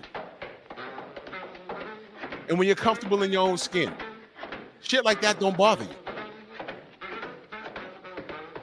First time I saw him, I said, look at this little nigga. Well, he ain't bigger than me. I said, look at this little motherfucker. Look at this. Oh my God. That's cool. I ain't got to go up to him and be like, yo, why you such a coon? For what? I ain't got to do that. Check this out. Most of y'all talk about this no snitching shit, right? I bet you he didn't know who I was until somebody told him. And I never said nothing good about him. And I'm sure he said some shit about me on his channel or some shit about the LDBC on his channel. I'm sure he has. I didn't see it because I don't watch it. I don't care. Oh, Abel, a lot of things are not meant to. Look, man, listen. If we were offered bread, you know Blue was offered a bag. You know that. Blue's in the thick of things. And when he tells you about a conversation he had at a gas station with Bud Crawford, the first thing they did was call him a liar. I'm like, what he got to lie for? Nobody watches us. When I tell you I was in Vegas and Bernie recognized me and stopped me and we started talking. And that situation, BFTB got involved in that to a degree. Y'all know the story. Y'all heard it.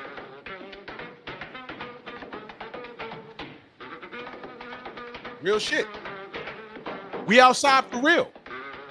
Am I saying we outside looking for smoke? No. We speak the truth here. We go to the fights. We enjoy them like everybody else. And when we can, we get you content. The problem is most of these niggas don't like what we have to say. They don't like because they don't get that feel good. Because the truth don't feel good. You know that the saying, truth hurts. It really does. The truth really does hurt. The truth is painful, but you need to hear it. So as long as I know the truth, Blue knows the truth, I could be in the same room with a bunch of people I don't like. I ain't got to talk to them. I'm grown. That's childish behavior. And I'm not talking about the brother that said, you know, he can't rock with Blue because he's standing next to that coon. I'm just explaining to you the ideology behind things, brother. I'm not calling you out your name or being crazy. I'm not saying that. I'm just saying when you're on a certain level, you have to maintain a level of control. I could sit right next to that nigga and not acknowledge him.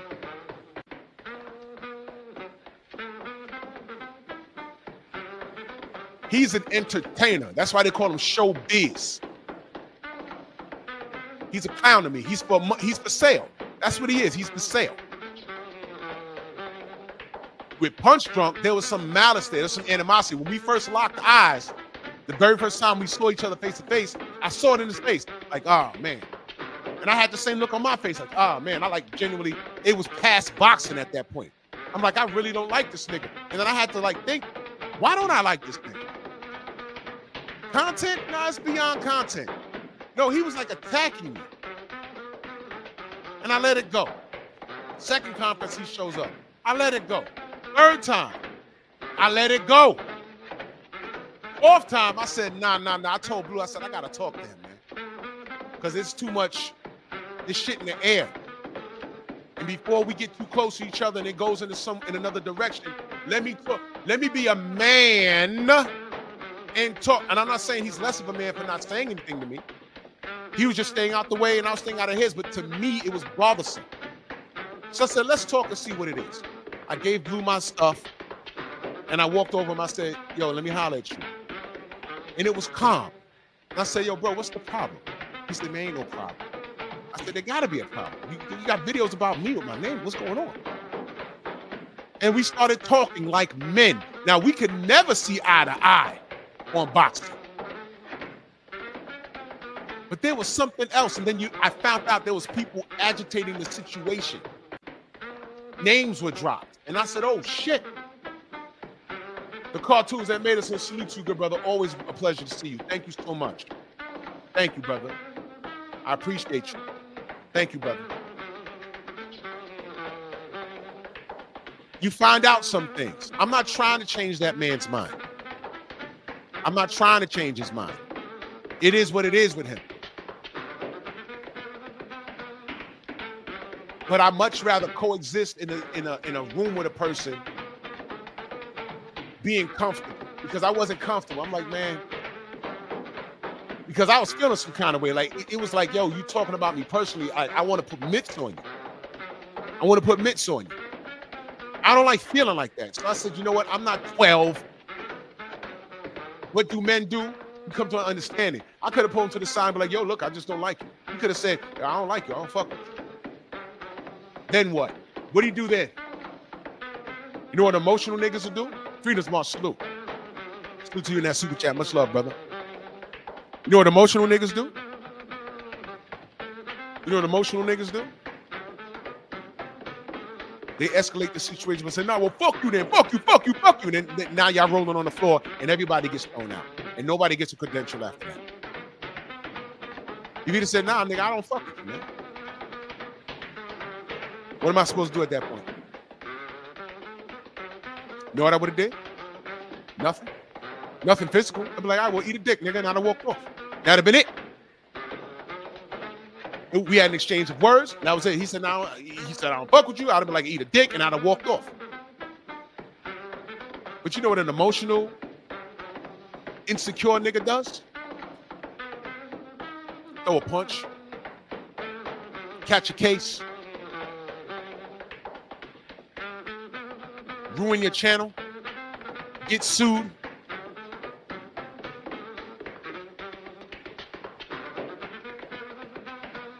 Isn't that how the Charlos behave? Again, you remember when he told, I think it was Jamel, I'm going to slap Blue Blood when I see him. He's always going to slap somebody. He's always going to slap somebody. Right? Always going to slap somebody. Go unsubscribe from Blue Blood. Right? Always going to slap somebody. Right? Well,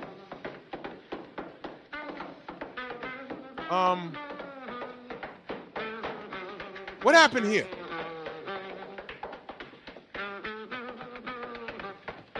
Fair use. What happened here? He was in Brooklyn. Nah. You see that look on his face? He was just turned up a second ago.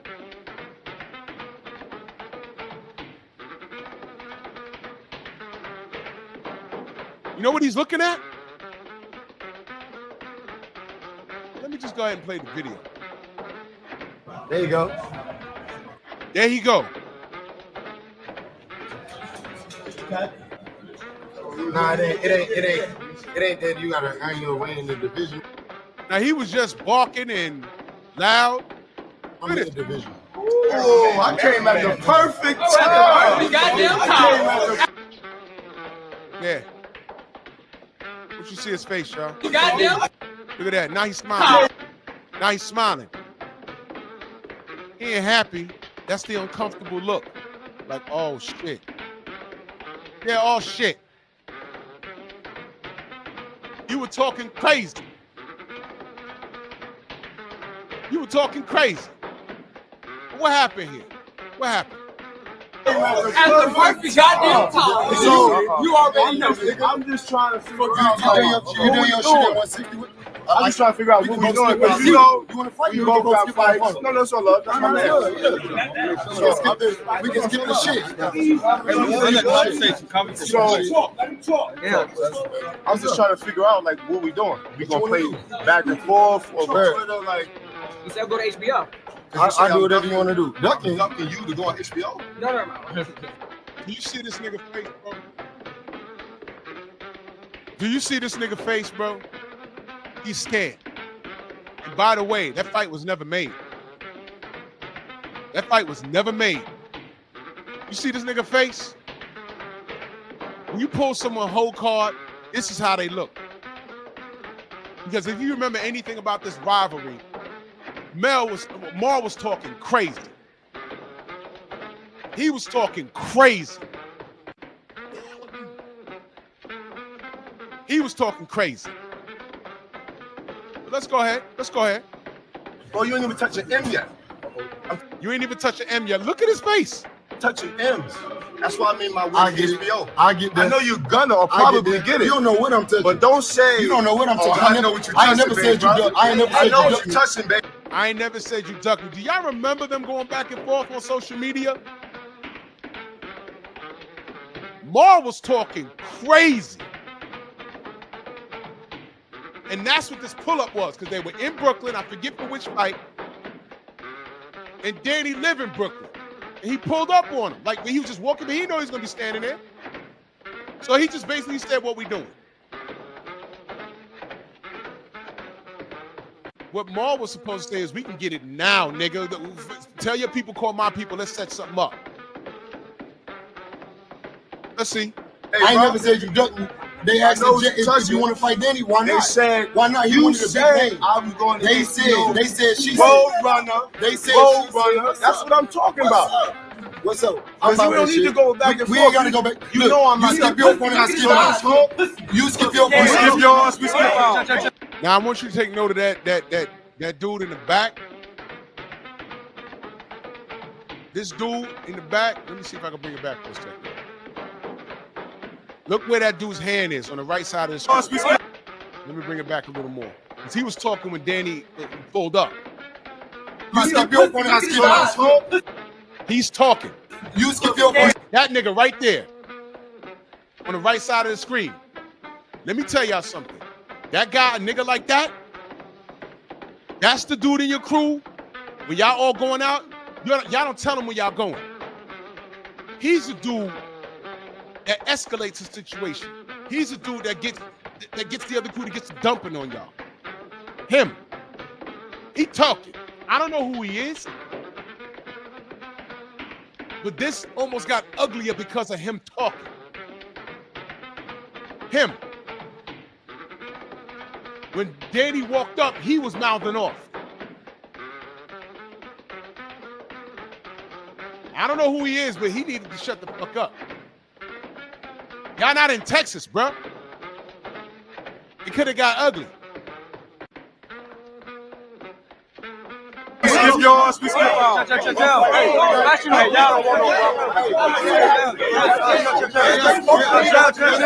Now everyone talking. You see what I mean?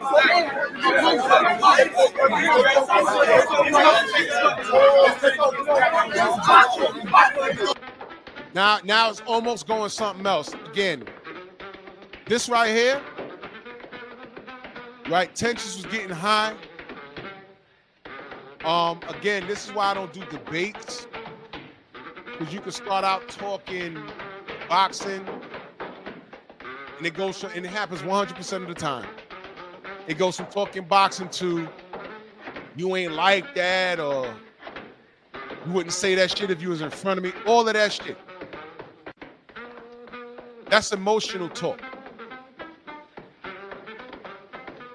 And it always goes there. That's why I don't deal with it. All right? So now you can't hear nothing. You know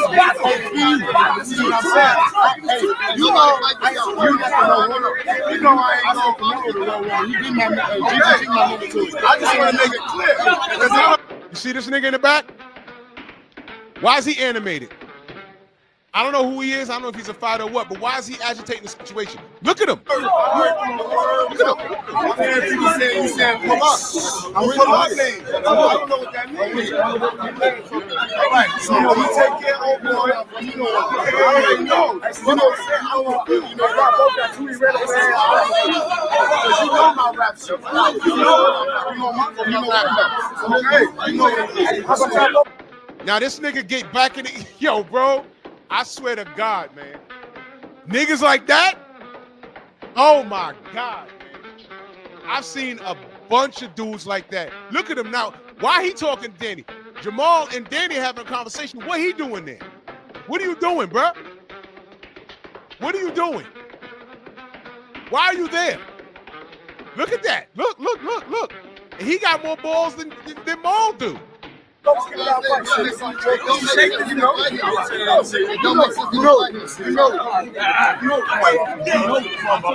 Danny did right.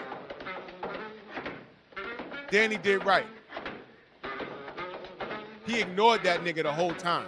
He didn't make it about him. He was the bitch that wanted to get in the video.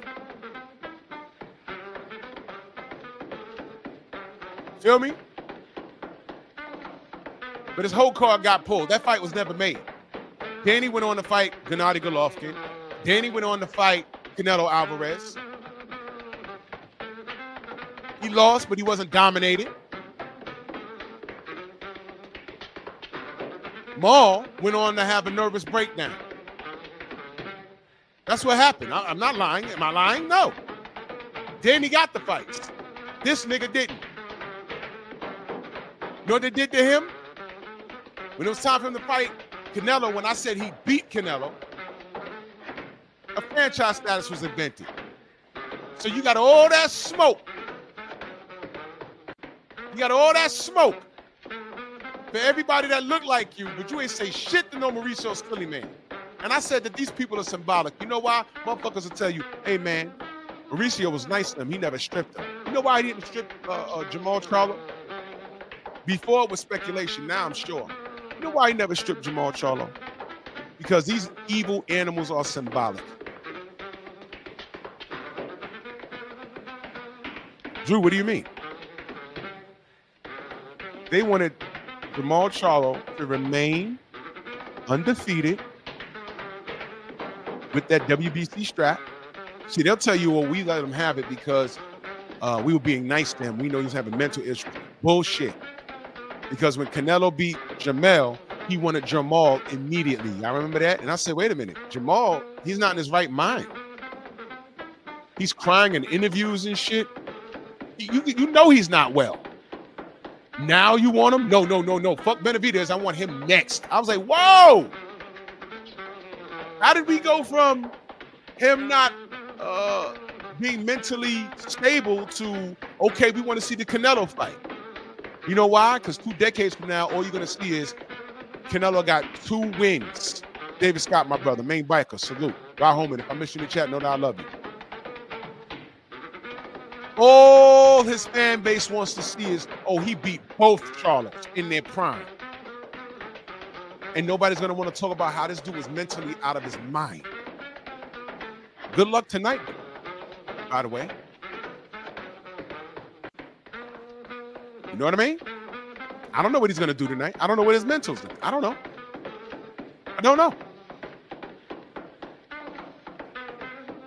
That's right, Michael Ray. Canelo's an opportunist. And he's enabled by the industry, the racist industry of boxing. This is what I'm saying. It's mad racist. Hold on to that belt. We don't want that belt coming off his waist until Canelo go get it. And then when that failed, that's when his punk ass, it was crazy. They wanted Canelo to be the first one to take his oath. That's what they wanted. And demand this fight. This guy's not the same. We're going to find out tonight. And if he wins in dominating fashion, I'm still not sold. How many of y'all even know who he's fighting? I don't. I don't know everything. I tell y'all that all the time. When I heard he was coming back, I said, man, Lord, hope he's okay. Hope he's okay. That's all I'm saying. They said he's okay to fight. These fighters get interviewed before they fight. They have to check their mental, make sure their eyes are okay. Make sure their mind is okay. Yeah, all right.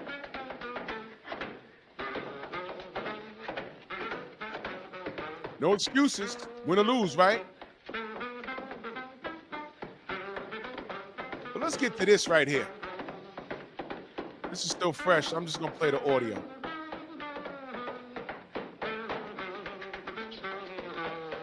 Now, he's at the press conference. He done faced off with his opponent. Caleb Plant jumped in his face. He's saying, but he was super nice talking about Caleb Plant, who slapped the fuck out of him in Vegas. By the way, I had just missed that live by seconds. It was like 110 degrees outside. I'm out here turning colors. I'm standing there with Blue. Next thing you know, the door flies open. We outside. And I didn't know if it was Jamel or Jamal because they're twins. And I'm like, what happened? And an assembly line of him and his entourage came walking out aggressively. And I was like, what the fuck just happened? And Blue's looking like, what the fuck? Somebody came outside. I was like, yo, Caleb just slapped the fuck out of Jamal. I saw that was Jamal. He was like, wait, what? He just slapped the fuck out of Jamal. Why? He grabbed his beard. I said, okay. Told him not to do it. He grabbed it again. He slapped him. Oh, that's why he was mad. Okay. Just missed it. Then, I did a short video because someone had it on video. So I gave my 2 cents on it. And then, I think their wives was fighting in the street. It was a mess. It was the most ignorant nigga nonsense you could ever see. These dudes been dysfunctional. They've been dysfunctional. But let me play this shit right here. I need y'all to listen. All the Haney haters, they had straight erections over this. But I'm gonna explain to you why this is ridiculous. What's your relationship with the Haneys? What's your relationship with the Haneys? I don't know why they came up. I don't know why they, you know what?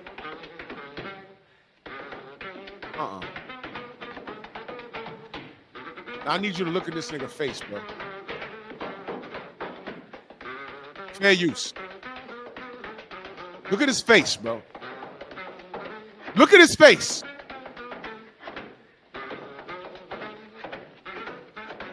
Fuck the Haneys. There you go. See? Fuck Bill Haney. He made this little controversy. I can show y'all.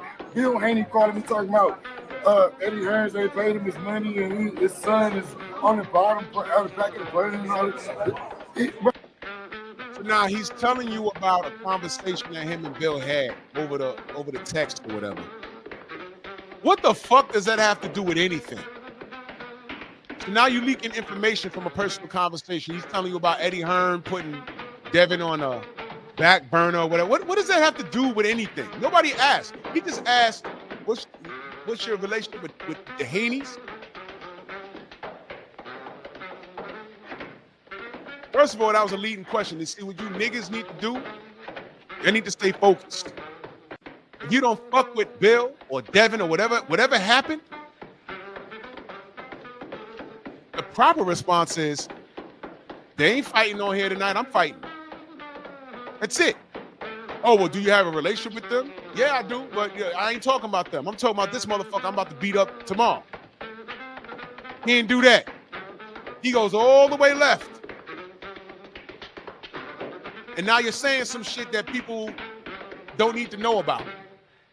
And I bet you online there's 1,000,000,001 videos talking about, he says fuck the Haneys because Bill is complaining about Eddie Hearn. Bill done said shit to me over the phone and in person about shit. Ain't none of nobody's business. He's talking to me as a friend. Do y'all motherfuckers run online and start talking about what your friends talk about?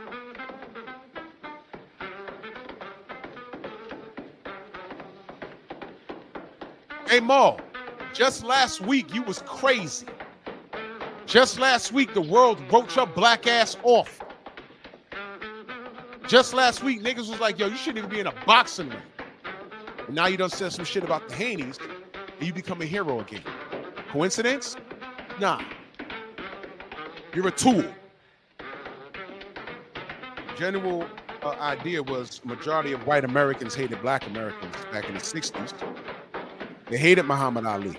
When Joe Frazier came about, they loved Joe Frazier because he was not anti-Ali, he was just Ali's opponent. But they rallied behind Joe Frazier because he was Ali's opponent. That's it. Ma, I ain't got to tell you that these people don't love you. And if you don't know, I don't know who's raising you or failed at raising you. You ever heard the term stick to the topic? Where the Haney's the topic? You're about to fight the next day and someone's talking to you about somebody else. That was a leading question. Y'all ever been to court? Y'all ever sat in the court and seen how it's done? You ever saw a lawyer jump up while their client is on the stand? They gotta jump up and say, "Oh, objection, Your Honor, relevance. We talking about apples right here. He just asked him about oranges. Hey, but Your Honor, they're both fruit. No. Talk about the apples. You just brought up oranges.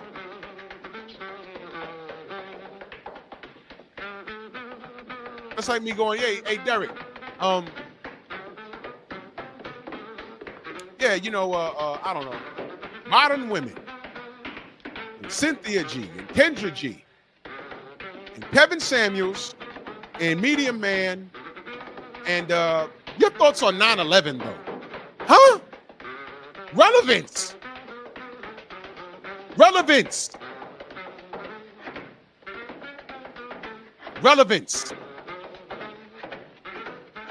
And depending on the judge will say, well, I'll allow it.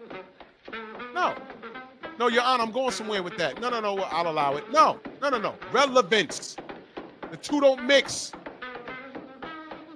You should be offended that these motherfuckers are asking you. You're about to fight for the first time in God knows how long. No one knows how you're going to behave. They put a camera in front of you and ask you about Devin Haney, and in all of your anger and hatred, you start tearing them down. What, you mad because they don't really give a fuck about you anymore? You didn't get this mad and turned up about a franchise status. You should have been online every day. Yo, I'm supposed to be fighting Canelo next. They give him a franchise status. What the fuck is that? Lines in the camp. They didn't do that. God 10 year 8 in that super chat. Much love and appreciation. Thank you so much, brother. Always stay on task. I saw I had that fool ass nigga on here the other day. My brother, Scrapbook Boxing in the building. Go subscribe to Scrapbook Boxing. If you want to be educated about the sport, I can't teach you what Scrap can teach you. We're talking about the history of the sport. Scrap, I had a conversation at my job the other day, brother. Too much to type. But Lord, if you were sitting there, I mean, your stomach would have cramped up listening to this conversation, because, and I say this respectfully because dude is cool, but he's just not informed. And his thought process has been molded by white media. And he doesn't realize it.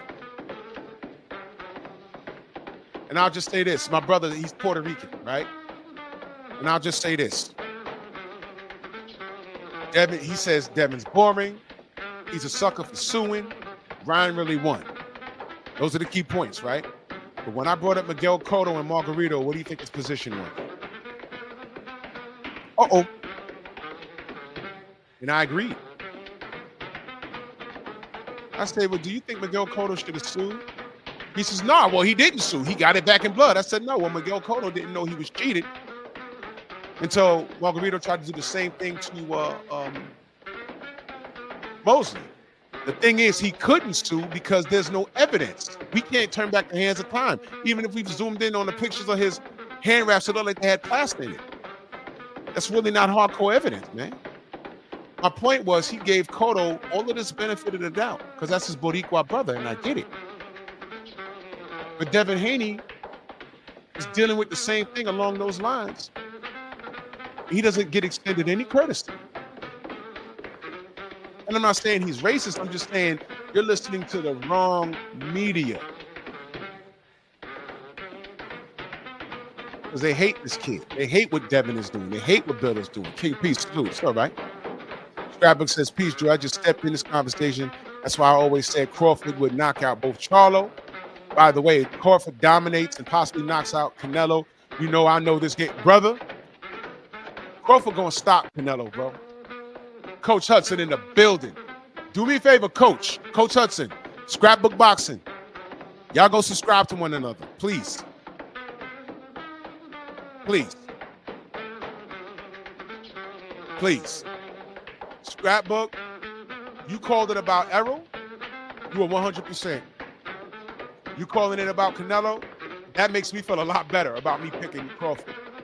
I'm not picking Crawford by way of tribalism either. No. Me picking Jermell Charlo to compete and possibly beat Canelo, that was tribalism. I wanted him to win that. I wanted him to win. I did. I wanted him to win, but he failed. Crawford is a different animal. Way different. Canelo's there to be taken. First of all, let's not act like we haven't seen him get outboxed before. It's been done. We've seen it. Lara, Floyd, what's his name? They fought him at MSG. God, I'm having a brain fart. His face is in my mind. He was on my show too. Damn it, I'm sorry. Bivol, we've seen him get outboxed. He got busted wheels. He's old in dog years by way of boxing. Crawford is fresh. Okay? He ducked Jamal. Yeah, Plant was outboxing him in spots. Triple G got off on him. Pause. Crawford is all wrong for Canelo. And I'm not really concerned. Austin Trout, thank you, phenomenal Mexican. Austin Trout, boxing in spots. But people couldn't unsee the knockdown, but whatever.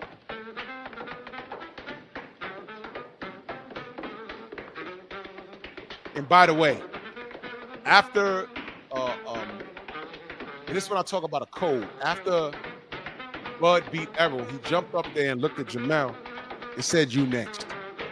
And at that point, yeah, Mir Khan was busting him up until the inevitable happened.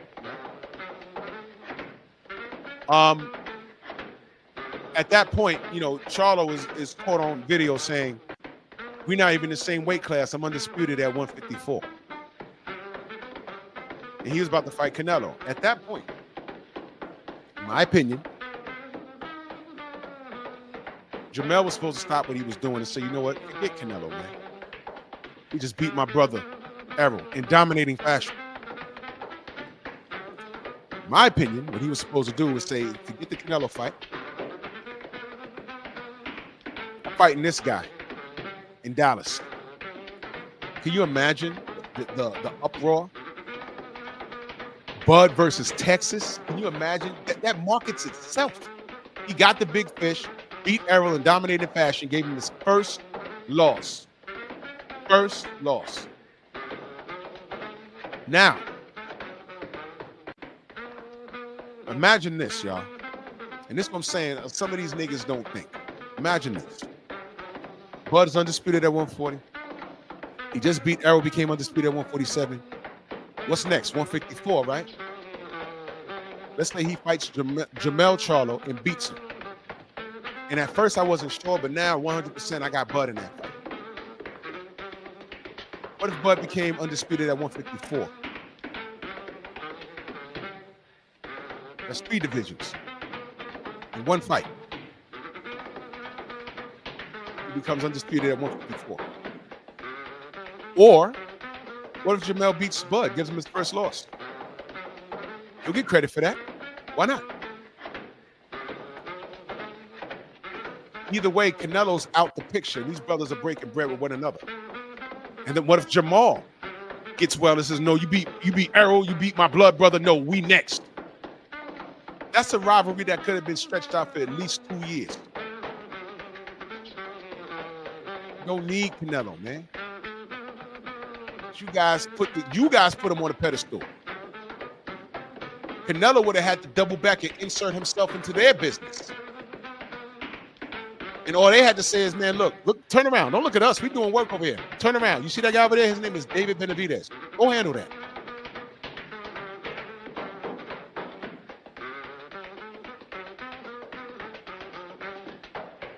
Malik, I've been letting you talk.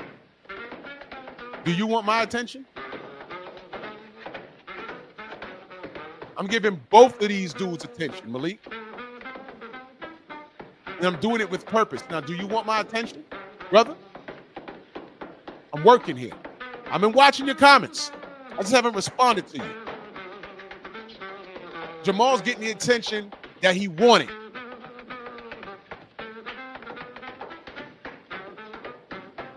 This is the attention he wants. I'm going to give it to him. Because basically, this is my farewell to them. I'm not justifying these niggas no more. I'm letting them go. So when niggas come back a week from now, a month from now, hey, man, you ain't do no, Jamal Charlo did this, Jamal Charlo did that.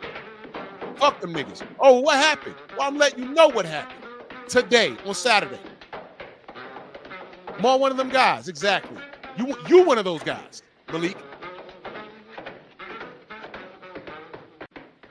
You one of those guys.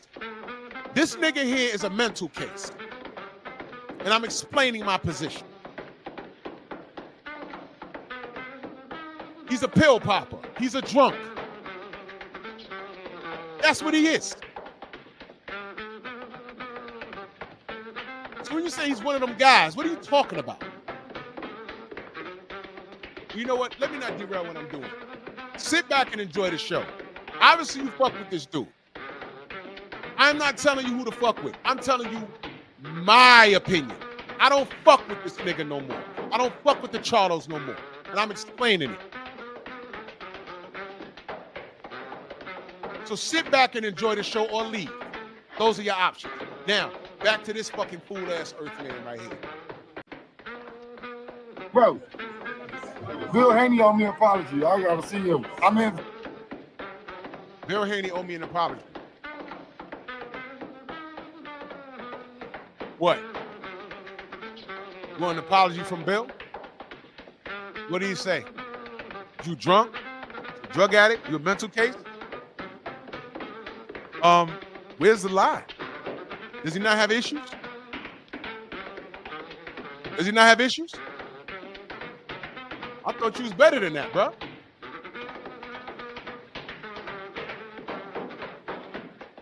I thought you was better than that.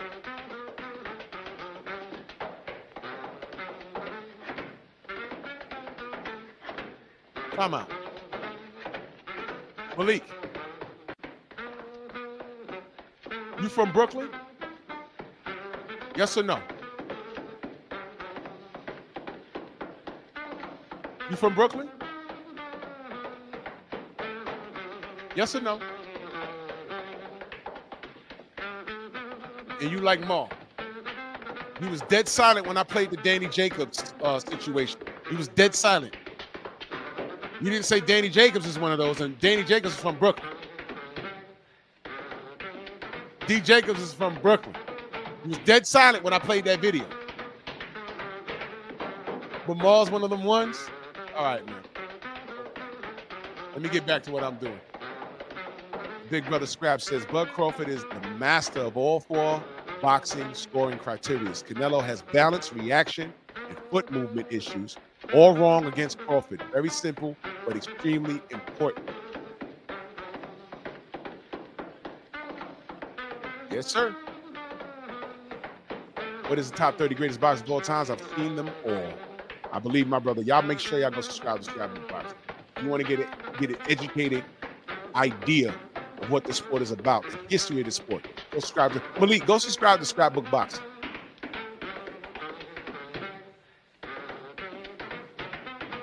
You said you was in and out. How convenient. You don't catch it. All right. Well, you catch the replay. I just played an old video. Danny Jacobs from BK, your borough, when he pulled up on Jamal Charlo and he turned into a goddamn mouse at the Barclays. I just played it. But don't listen to me. Nice icon, by the way. Nice avatar. I appreciate you for coming through Scrapbook, man. Much love, brother. Thank you. Thank you so much. What you do, Malik, is click on Scrapbook Boxing's name, go to his channel, and hit subscribe. And get educated. That's what you do. That's what you do. You don't even have to listen to me. All right? And I'm looking at your avatar. That's all I need to know about you, young man. That's all I need to know about you. What you said about Jamal, that's all I need to know about you. I'm looking at your avatar, what you just said about this nigga here. That's all I need to know. By the way, this nigga in your avatar, this nigga threatened his life. In his face. So I don't know how old you are, young man. I'm just gonna call you a young man, because I know you're not my age. All right. Go subscribe to Scrapbook Boxing and get educated on the history of the sport. And maybe you'll put two and two together as to why guys like Jamal and Jamel and Tank, why I'm done with them. They're a contradiction to everything that we're supposed to be about as a people. Okay? So you actually need to go to Scrapbook Boxing's channel right now. Turn my shit off. Turn my shit off. Go to him and start from the first video and get educated about the history of the sport. What was done to us, what we had to overcome, and how it's around right now, but it's in a covert manner. And then maybe you'll understand why I'm so upset with guys like Tank and Jamel and Jamal. Why I'm upset with old boxing media. Kung Fu Kim, Steve Kung Fu Kim, and fat ass Dan Raphael, and this buck-eyed nigga Showbiz. You'll see why. But I ain't got time to teach you. You have to want to get educated. My channel is not to be, this ain't a debating place. This ain't I'm a fan of this guy and that's just it. Why you root for Jamal? He's one of them ones. I don't know what that means, man. I don't know what that means. One what? Because I see him one way, you clearly see him another way. This nigga here is crazy. He's crazy. He's not well. He's proving it right here. Toussaint, salute. Exactly, Toussaint. Javin Anderson, these dudes, they cut so many jigs, bro. This live really isn't about boxing, dogs. Let me ask you a question. Let me ask the whole chat a question. At what point did I say that any of the fighters that I spoke of, even Canelo, did you ever hear me say that these guys are trash?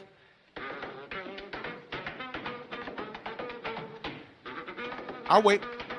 When did you hear me say Tank was trash? And I never even said Lomachenko's trash. I don't say shit like that because that's not true. I always call out when these dudes are failing. They're failing at doing what they said they're going to do. I had a problem with Bud. Y'all remember. Check my videos. I said, man, take the 60-40. What's going on, bro? And I always said, man, Bud is a dog. Bud is badass. But that 60-40, man, he's supposed to take that.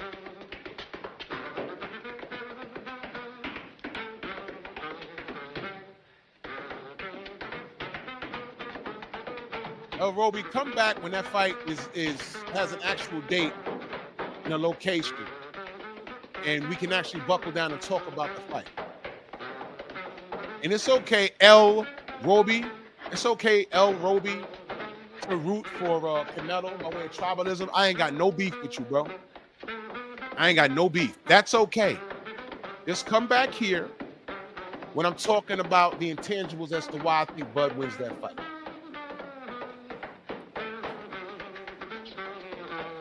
And I really don't care what anyone thinks because if y'all remember, I didn't pick Bivol to beat Canelo. I said, man, this dude's taking a dive or he gonna get stopped. He's selling his belt. I didn't pick him to beat Canelo until we saw him beating on Canelo. I said, what's going on? Oh, shit. He ain't lay down. Look at that. It's boxing. So, El Roby, remember, come back when the fight has a date and we're getting close and we're actually having a conversation about it. You're welcome back. When I open up my panel, you're welcome up. You are welcome up here because I want to have an educated discussion as to who do you think wins and why. I'm going to explain it. I'm not going to be like, oh, well, Buzz going to win because he's black. No. I'm not going there. No, I'm going to explain it. But I want to fight. I wanted to have a date. I want them to be in camp, a venue, and when we get closer, we're going to have a conversation. El Roby, please pull back up. When I put the link in, click the link, and we'll have a conversation. All right, brother? It's okay. It's completely okay. I'm cool. Anyway, back to this guy, Jamal Charlo, who's been a victim of a lot of circumstances. He's been a victim of the politics in boxing. How dare you not stay on code? And nobody's ever taught you to stay on task. You know what it is to stay on task? I just gave you an example. If I'm talking about apples, don't bring up oranges. Don't even mystify it and start talking about pineapples. It's still not the same.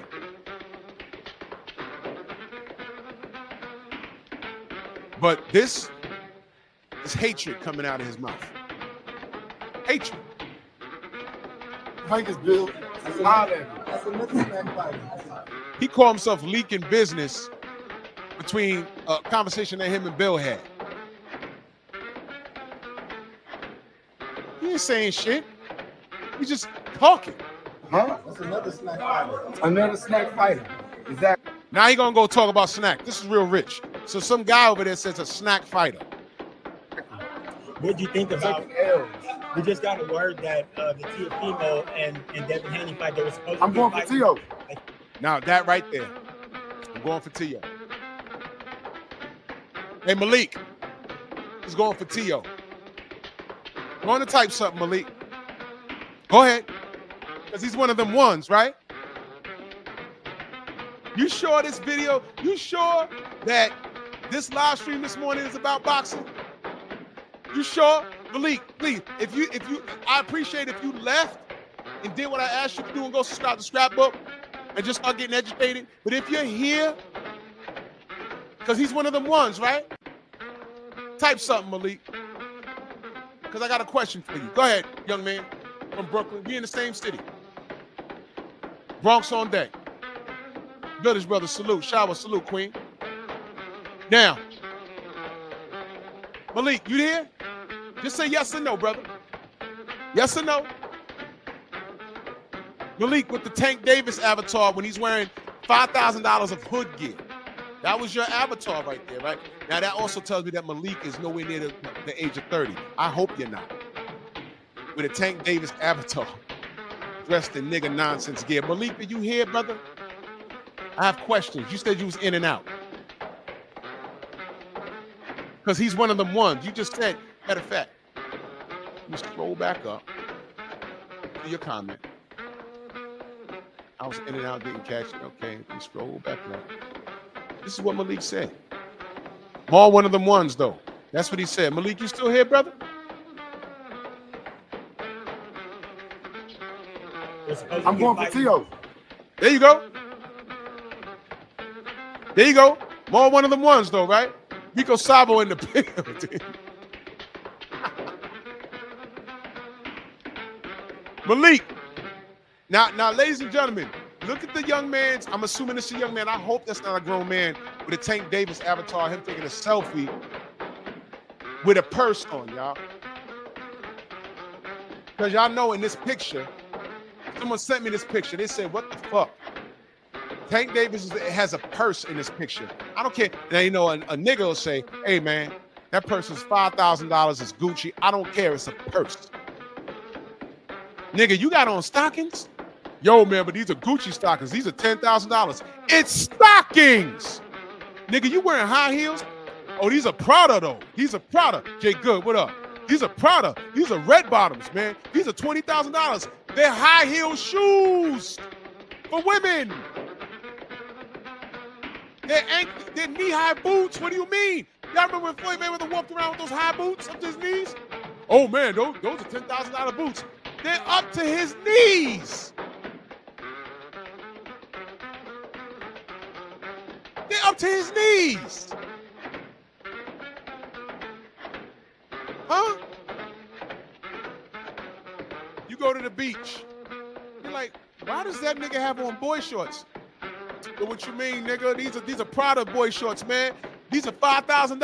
Nigga, your ass is hanging out the bottom of them things. You ain't posing down on stage. There's nobody judging on here. You ain't trying to win no bread. You went somewhere, dropped a bag on that, and you walk around the beach like it's cool, nigga. Your ass is hanging out. So in this avatar, Tank Davis is wearing, he has on a purse. The channel I said to go is Scrapbook Boxing. But Malik, before I send you there, somebody drop Scrapbook Boxing's link in the description, please, in the comment section. But Malik, your thoughts on what Jamal Charlo just said, young man? This ain't no beef, I'm just asking you, because you said Marla's one of them guys. Your thoughts on what he just said in this video, young man? Did you hear what he said? I'll play it again. Oh, and Devin Haney fight, they were supposed to I'm going for Tio. Right there. In reference to Devin Haney versus Teofimo Lopez, he's going for Tio, who claims your burrow, by the way. One more time, Malik. I don't know how old you are. Teofimo claims your burrow. You said Marla's one of them ones. Marla's rooting for Tio. Your thoughts?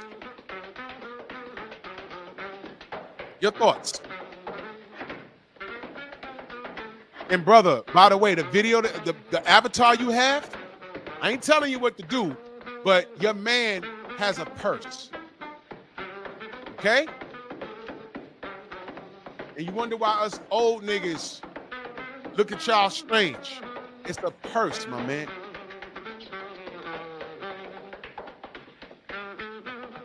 Him and Bill going at it, I don't know, bro.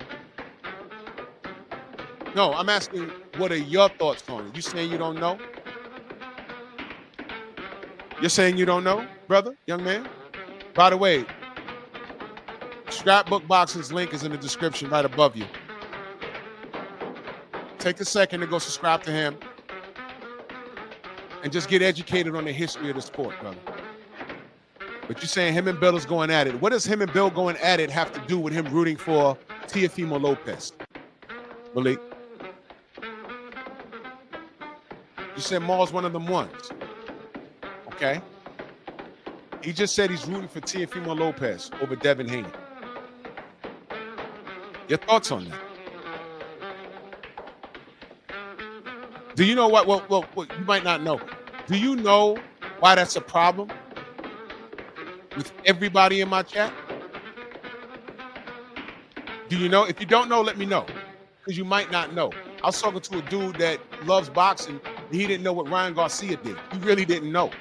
But he was listening to all of the hoopla that talked down on Devin. And I said, bro, you got to be careful. You're Latin, and I know you're not racist.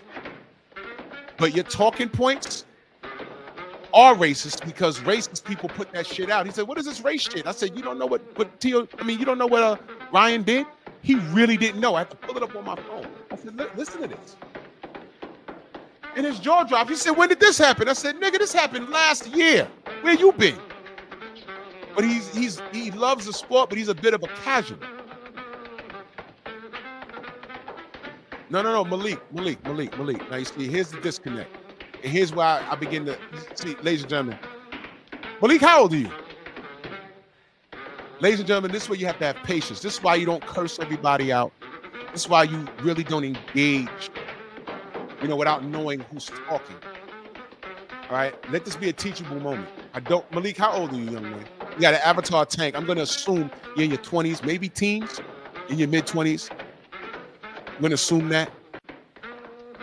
If you're a Tank fan, that's fine. If you're a Maul or Mel Charlo fan, that's fine. I get it. They dress like how you dress. They talk like how you talk. They're in touch with this street stuff. I get it. But at this point in your life, when you support something, when you support a certain individual, you have to look into the quality of that person. What I'm displaying this morning is the lack of quality in the Charlos as black men in particular. Black Jericho salute. Cardi C says, what did Charlo do? Okay, well, just listen. Just listen. Maybe you have to rewind to the top of the show. When you refer to, you say, why? Because of the stuff that Tio say. I need you to be specific, Malik. What stuff did Tiafimo say? There's one word in this sentence you could put in between the word the and stuff. There's a word missing. I don't need you to, what do you young men say today? Cap? I don't need you to cap for this. Don't try and bend this to make yourself right. There's one word missing in between that. You say, why? Because of the stuff that Tio say? Tio says a lot of stuff. There's a word missing. Let me add the word for you into your sentence. Why? Because of the racist stuff Tio say. Now that you know it's racist, you know it's racist stuff, Malik. You know it's racist stuff. Now, since Jamal is one of those ones, you don't see him different now?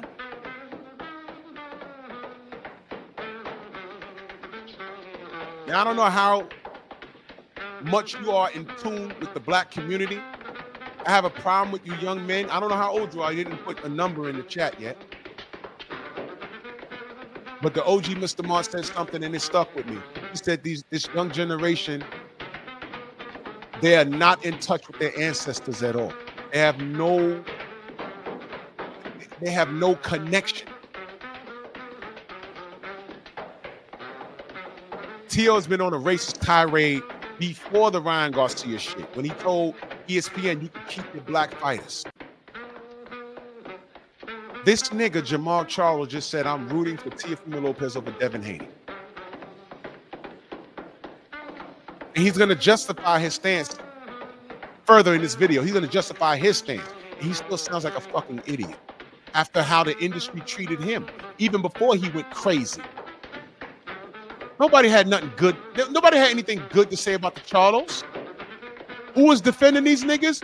We were here. We were the one telling them, hey, look, they're supposed to be screaming and hollering and wanting all the smoke. They're supposed to be doing that. What is your problem? What is this? Oh, black guy, be humble.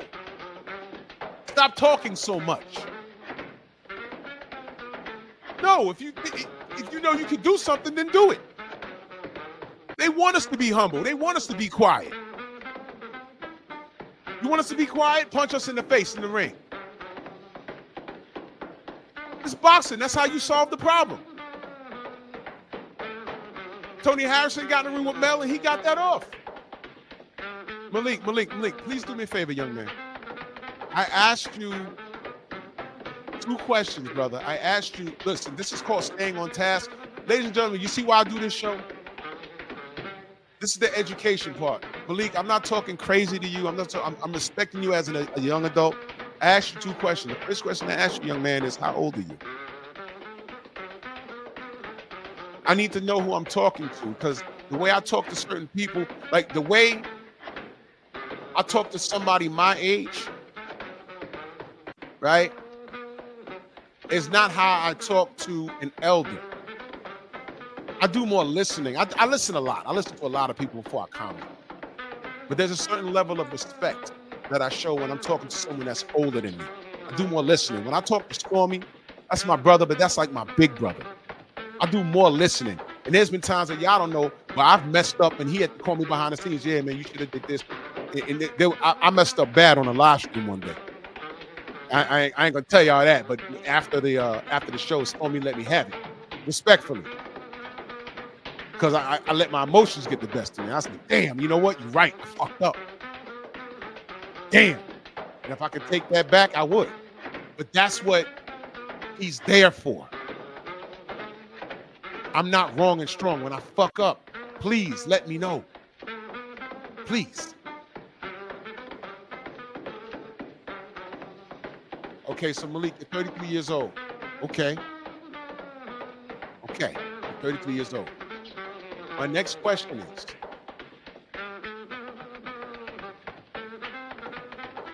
Are you okay with what Jamal Charlo just said? And if you are, it's a two-part question. If you are okay with it, why? At no point am I rooting for Teofimo Lopez. Not only, I would rather Devin not fight Teofimo because that means he's getting paid. I don't want Teofimo or Ryan Garcia making any money off of any black fighter on any level. I don't care if it's $2. But that's not reality. So they're going to fight. This nigga, Jamal, chose a side. You understand what I'm saying? He chose a side. Are you comfortable with him rooting for Teo after everything Teo has said, all the racist stuff? Are you comfortable with him rooting for Teofimo Lopez after all of that? Because he's mad at Bill. I don't care why he's mad at Bill. I don't care. Don't care. Are you comfortable with that? That's what I asked. Okay, you're not okay with Teofimo's comments. Okay, cool. Okay, cool. All right. So what do you mean that Charlo's one of those ones? Because as of yesterday, I've released him. That demon has been exorcised. Cardi C says, I came to support Charlo, but I can't defend this. Cardi, this is my point. I have defended this dude, and these dudes been fucking up for a minute. Y'all remember that live stream I did? I got shooters. They talking all this tough guy shit, and when Deontay responded to him, his response was, I got shooters. So now it's gunplay? What is that? What's that? Any other time, these dudes is growling at people. Lines in the camp. And I said, man, as long as you put in work, that's cool. But this shit here that he's doing is off code, man. And then you have other ethnicities that come to you and say, oh, man, what's all this code? What's code? What's code? You got house niggas talking about, oh, code. What's code? What's code? Y'all are out of touch. You know what code is? Every time I went to a fight and there's a Puerto Rican fighter, Cotto, Trinidad, Xander Zayas, I don't hear English no more. It's Boricua! Boricua! Mira, Boricua! And I'm fine with that. I'm fine with that. That's code. I get it. But my question is, where do you draw the line? Where do you draw the line? And Malik, I know you talk about boxing. So you asked me if I'm watching the fight tonight. I'm not. I no longer support Jamal Charlo. The only reason why I watched Teofimo Lopez and Ryan Garcia is because A, I was at the fight. I was there. And B, Devin was on the card. That's the only reason why. If it was just Ryan and Teo, I'd have skipped it. I'm like, whatever. I don't support their ass. That's it. That's it. The only reason why I watched it because I was there. I was actually there with DHP. I was there. I was at the after party. Check my channel, Malik, if you found me for the first time. I was there. Matter of fact, I ain't got a lot of y'all. Wait, hold on. Hold on. Let me pull this up.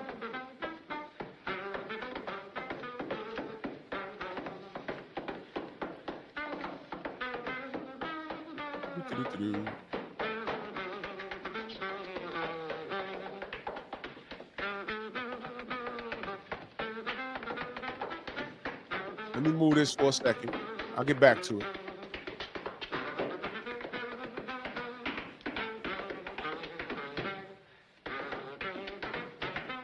This was at the after party.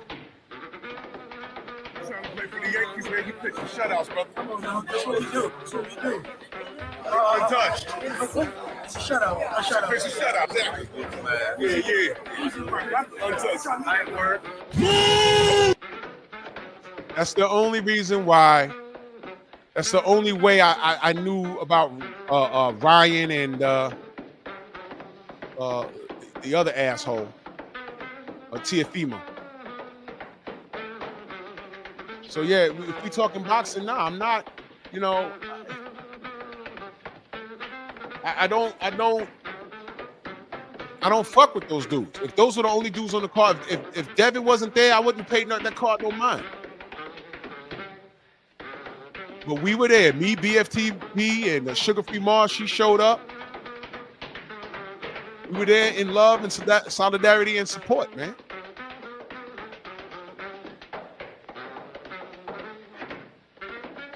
And that's what I'm saying. Like I was saying earlier in the show, when these articles come out negative about Devin and Deontay, you know, I always, yeah, Cardi, where you been? That's my brother. Okay, you new to the channel. Okay, that's my brother. Yes. We were all there at the same. Matter of fact, BFTV was standing to my left when I took that video.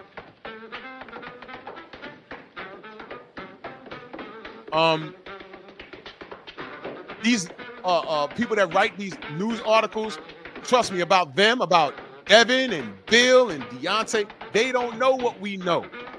We could literally, I've literally read articles and I call Tay Jones immediately and be like, yo, you seen this? Like, man, that's bullshit. Y'all remember when D won the case? When he had to take Tyson Fury to court when he was ducking the third fight, which was the rematch? They put it out. Oh, AJ versus AJ versus Tyson Fury. Remember, BoxRec had a date for it, and all the trolls came to us and saying, "Oh, he's not getting his rematch. Oh, we're fighting him at Saudi." Remember that? That dude lied to you. BoxRec lied to you. Tyson Fury lied to you. These guys lied. I said, "Tay, what's going on?" He said, "Man, we still in arbitration." What the fuck are they talking about? And then when we won, Tay called me. He called me. Yeah, Cardi, see, that's what held it up. Fury was trying to get out of the third fight, which was the rematch. He had to take him to court. Now, was Deontay pussy for trying to get him to enforce something that he agreed to? No. See what I mean? Lawsuits. They happen in boxing all the time. Floyd Mayweather sued Victor Ortiz and won for the headbutt. So he knocked him out. They didn't like that outcome, and then he sued him. And a lot of cats didn't know that until like 2024, when Victor told Vlad TV that shit. So these dudes don't know what we know. It was on BoxRec. Listen, I'm going to prove it to you. Old media lies all the time. Y'all remember this? This is SportsCenter in 2018. Deontay Wilder has accepted terms to fight Anthony Joshua for the heavyweight world title. It is now 2025, y'all. 2025. Did they fight? Did I miss it? I rest my case. This was all bullshit. Because we speak to the camp. We speak to them. It was a lie. It was a lie. But we YouTubers though. We the liars though, right? We liars though, right? Let's play another lie. This right here. Remember this? Hello there. I'm just after getting off the phone. Just got off the phone from Prince Khalid of Saudi Arabia. He told me this fight's a 100% on. August 14th, 2021, summertime. All eyes of the world will be on the Kingdom of Saudi Arabia. And I cannot wait, repeat, cannot wait to smash Anthony Joshua on the biggest stage of all times. This is going to be the biggest sporting event ever to grace the planet Earth. Do not miss it. All eyes on us. Peace out. God bless. See you all in Saudi. Yes. Did I miss something? Did I miss something? And you know what? I play this and say, what's up? And then niggas get mad at me. I'm like, don't get mad at me. Look, what? I didn't say they were fighting. He said that. The fuck is wrong with y'all? So we got ESPN lying, BoxRec lying. And get this, they were celebrating him getting out of the Deontay fight, so they thought. And these are American fight fans, by the way, celebrating that. Because Deontay Wilder got skinny legs and he black and he's from Alabama and shit. And then when I bring that up, like, yo, why y'all celebrating this dude trying to get out this fight? Oh, because, you know, no one wants to see Deontay Wilder fight, but he has like the highest KO ratio in boxing at that time. Oh, well, he don't know how to box. What? Okay, so he don't know how to box. How the fuck he knock out King Kong Ortiz? Oh, he was old. Wait a minute. Y'all was saying that he was ducking him. Wait a minute. He was Anthony Joshua's responsibility the year before that. AJ never fought him. Eddie Hearn signed him to shelve him. Y'all want to talk about that. You know why? Casual fans don't know that. They don't know. Oh, Cardi C, green gloves. You must be talking about these gloves. Those gloves? Yep. Those gloves? Yep. Those gloves. Those gloves that are in Sugar Hill's house. When I told Mauricio Suleiman, hey man, the gloves are in Sugar Hill's house. I told him that. You should go check those gloves. He never did it. I told him that on video. Y'all all saw it. I told him that. You know where those gloves are? He says no. He says no. I said they're in Sugar Hill's house. He told us. You might want to go check those out. But when Rio Togo manipulated her gloves and beat up on La Barbie, his fellow Latino sister, those gloves was on his fucking desk. The next day, they were on his desk. Because Rio Togo cheated him. So we're saying, hey, man, Deontay Wilder, your WBC champion, was cheated. He didn't even give a fuck. He told us we had just ruining a historical night in sports. That's what he told us. See what I mean? There's no racial. Oh, yeah, Carter C. Brothers. See, you didn't know that. King Kong Ortiz was over there at Matchroom. He was Anthony Joshua's responsibility. They never fought. And Deontay Wilder said, fuck it, I'll fight him. And that's what happened. I bet you didn't know that once upon a time, Deontay was also a Golden Boy fighter. See what I mean? See what I mean? That's what I'm saying. It's 2025, and there's still things that most brothers and sisters just don't know. And that's why we're here doing what we do, because for a long time, your only plug to boxing was those ring magazines and Boxing Digest, Fighters, whatever the fuck they was. It was Ring Magazine, KO, and Boxing Digest, whatever the fuck. There was only 3 magazines that I remember. And now you don't know who was lying to you, because these guys, they call themselves journalists. They're in violation of their oath. Yeah, Tay, the $50 million. I got all of this shit. I don't want to get too far off the point. I don't want to get too far off the point because I've talked about that for years. I don't want to get too far off the point. Jamal Charlo is playing right into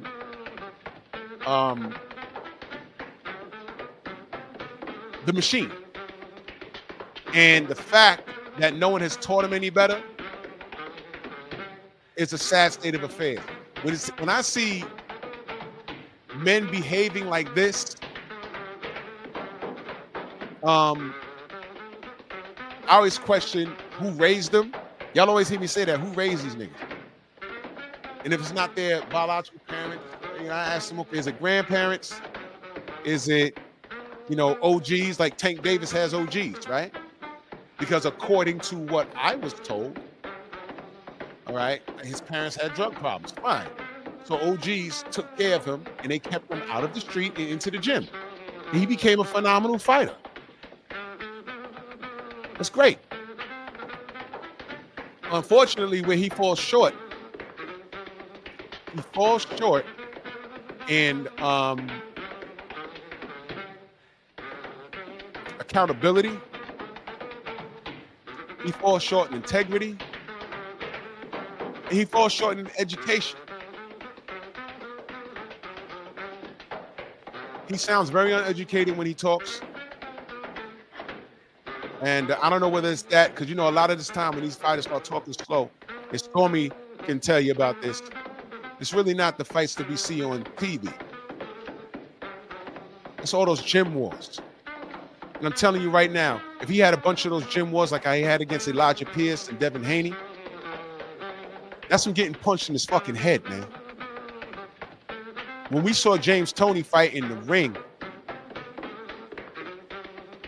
he took some shots, but not enough. You would think not enough for him to be talking like that. But if you ever heard people talk about James Toney, like Emmanuel Stewart, you hear the legends that the way James Toney got ready for fights, he didn't even do road work. You can tell by his physique. He sparred 1 billion rounds.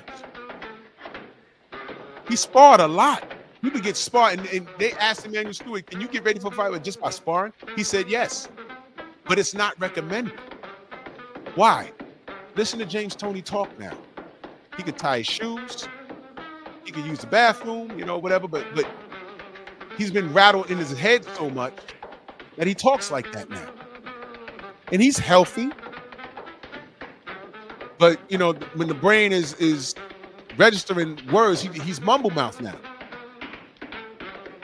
And when you seeing him on the big stage, it's like, well, he's barely getting touched in this fight. Yo, but in the gyms, people were touching him. Exactly. Tate Nate Diaz got mumble mouth. He's healthy. He's a phenomenal fighter, but he got mumble mouth now because he's been punched in his face a bunch of times.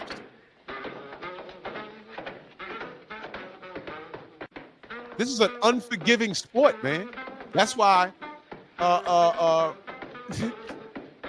that's why if they choose to do this, fine.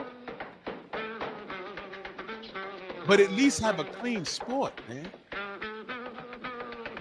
That's why I'm so I'm so frustrated with cheating in boxing. That's why I'm so frustrated. So when I hear niggas tell me, oh, it was only a billionth of a gram with Ryan Garcia. No, that's the amount that they caught. The billionth was what they caught. There was more in there, and that helped them train a certain way. And that's all they caught. There was nandrolone in there too, but it was kind of like on the fence because we produced nandrolone. But he was on other shit. You know what that's like? Y'all all watch Scooby-Doo at some point growing up. What do the villains when they get caught always say? And I would have gotten away with it if it wasn't for you meddling kids. Y'all remember that? And I would have gotten away with it if it wasn't for you kids. When criminals get caught, why do you think they bring in detectives? Because they are trained to see certain shit that the average person don't see. Oh yeah, okay, we got a fingerprint over here. That's from nobody in this bank. Oh, wait, there's a hair? Give me that hair, collect that hair. Oh, this DNA matches somebody that we locked up 5 years ago for the same shit. Where was he? Go pick him up. What's he doing in New York? And he lives in Delaware. Can you get proof that you wasn't around here? Oh, you wasn't? Oh, you was here? Oh, okay, nope, you're arrested. This was you. And they would have gotten away with it if they didn't find that one little hair follow. They didn't find that fingerprint. That one little fabulous fuck up. Ryan Garcia would have gotten away with it if they didn't find that bit. Oh, wait, we got something. What? We got Ostarine. Okay, what's that? Well, it's not supposed to be in your blood system. What does it do? It don't matter. It's in his system. It's a pet. It helps your performance. And what put me over was, okay, everyone starts saying, I don't know why a fighter would put Ostarine in this system. And it was only a billionth of a gram. Okay, he almost pissed it out. And it's a performance enhancement drug. And if you want to deal with what's in black and white is it's not supposed to be there. U.S. State Athletic Commission says no level is supposed to be in your system. Y'all remember when he tried to get the fight moved to Vegas? Why? because they have allowable levels of ostarine. Y'all don't remember that? Did the media tell you that? No, I showed you. Rachel Donaire showed you. 78 showed you. BFTB showed you. I showed you. He tried to get it moved to Vegas. I said, why specifically in Vegas? They don't want to go to California. What's the problem with him being in New York? Now we found out.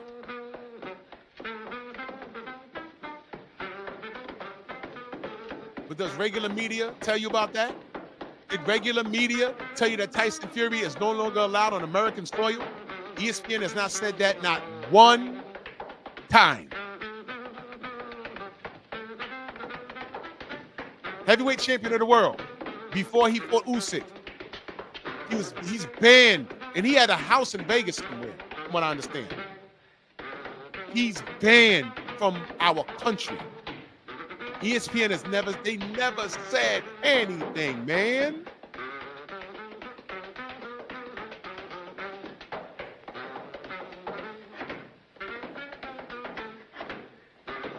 He never said anything.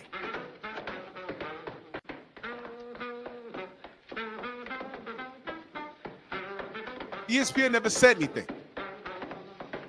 He's banned, and they're not talking about it. No one said anything, but when I get on here and say it, you know what I mean? I told my boy this the other day. I said, yeah, you know, this is similar to with Tyson Fury. He said, what about him? I said, he's banned from America. He said, what do you mean? I said, he can't come to our country anymore. He said, what? I said, yeah, when was the last time you saw Tyson Fury in America? Last time you saw him here was Wilder Fury 3. After that, a whole lot of shit happened. You don't know. You know why? His only plug to boxing is these stupid ass, like these dudes from boxing scene who hire these freelance writers who write their opinion.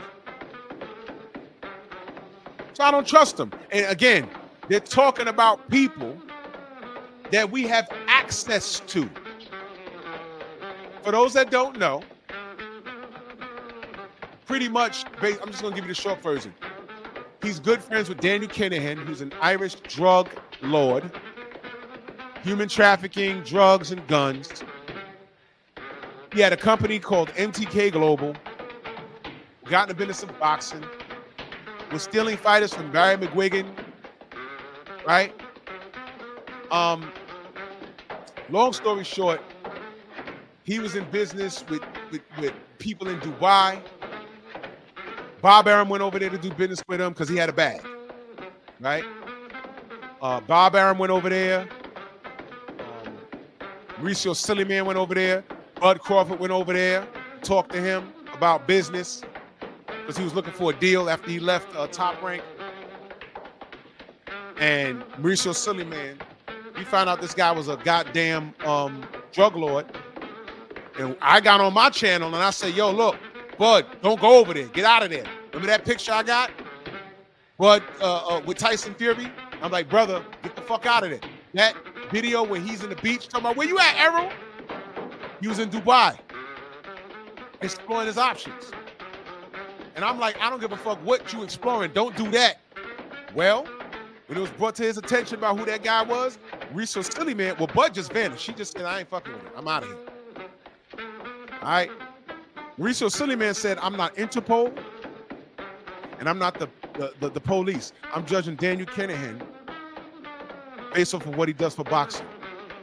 Literally next week, literally about 6 days later, America put a $5 million bounty on his head for all of this shit that I'm talking about now. And what is Mauricio Silliman's response? Oops, I made a mistake. Motherfucker, we told you. Matter of fact, you don't know. It's impossible for you not to know what we know. It's impossible, bro. You took your monkey ass down there and tried to get some bread. You backed all the way off and said, I'm gonna help out the police, man. Now you're gonna turn snitch. Cool. That's what you need to be, a snitch. You shouldn't have been working with him any goddamn way. Bob Arum, I'm gonna cooperate with the government. He's had enough trouble with the legal system in his past. Let me tell you about that. Well, I ain't got to tell you about that. Just do your research. And this is what Deontay Wilder was up against. So when we say he got cheated and how did they get poisoned water in the locker room and the gloves and everything, it was an organized effort. It wasn't only Tyson Fury fighting there. Deontay was fighting Fury. He's fighting the refs. He was fighting his own. He was fighting fucking Mark Breland. He was fighting the whole system. Mark Breland in the second fight, and in the third fight, he's fighting the refs with long counts there too. They allowed Tyson Fury to lead the country during COVID. He said he had COVID, and people was in his camp that we spoke to. Jared Anderson didn't have COVID. Joseph Parker went to a UFC event that weekend. He was like, COVID? Nobody knew about it, but he got his ass on that plane to avoid that Vita testing. See what I mean? Oh, I don't know, Cardi says, what's the point of ESPN if they're not being real? Exactly, brother. And that's why we are here doing what we do. And when we say what's real, but it's not therapeutic for the people that we hold accountable, they get mad at us. You're not real journalists. No, I'm not. I'm not. I'm not on anyone's payroll either, which is why I can get on here and say whatever the fuck I want to say. As long as it's truthful and it's honest. I'm not on anyone's payroll. In what universe is Showbiz sitting next to Teofimo Lopez and he's not asking him those hard questions? Oh, he didn't say nigga, he said liquor. Stole it. So that's what he said? Let's pull up that video. I have it. Grab it handy.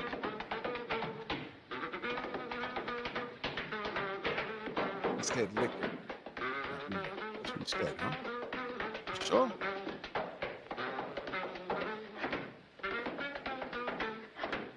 Let me get it. Give me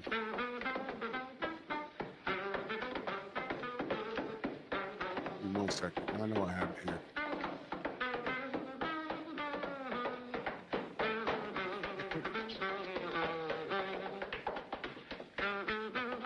Damn it. Wait a minute.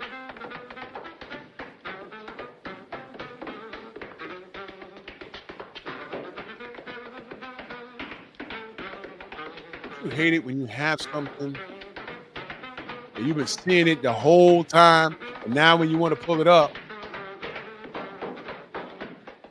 they want to disappear.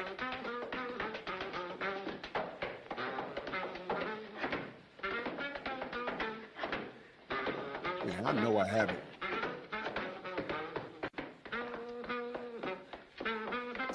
Damn it. Wait a minute.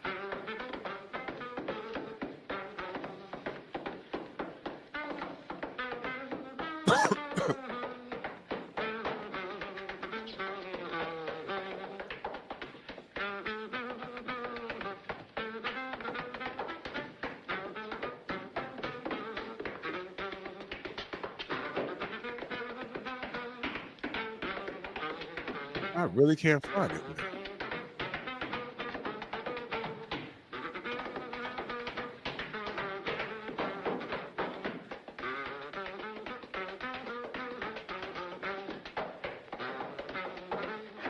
I really can't find it right now. It's crazy.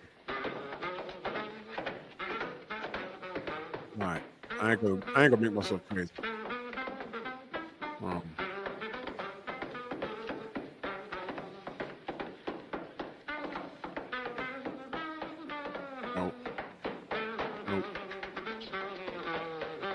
All right, let me check with this one last place right here.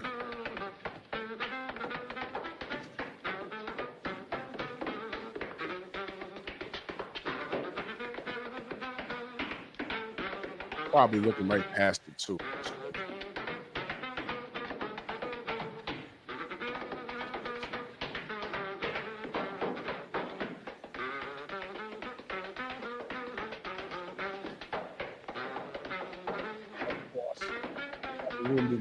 Put it up.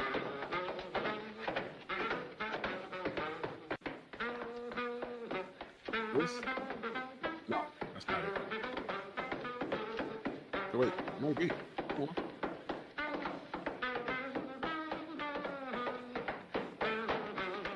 Should be it. Damn. I ain't got enough room. Well, fuck it. I don't care. It's irrelevant.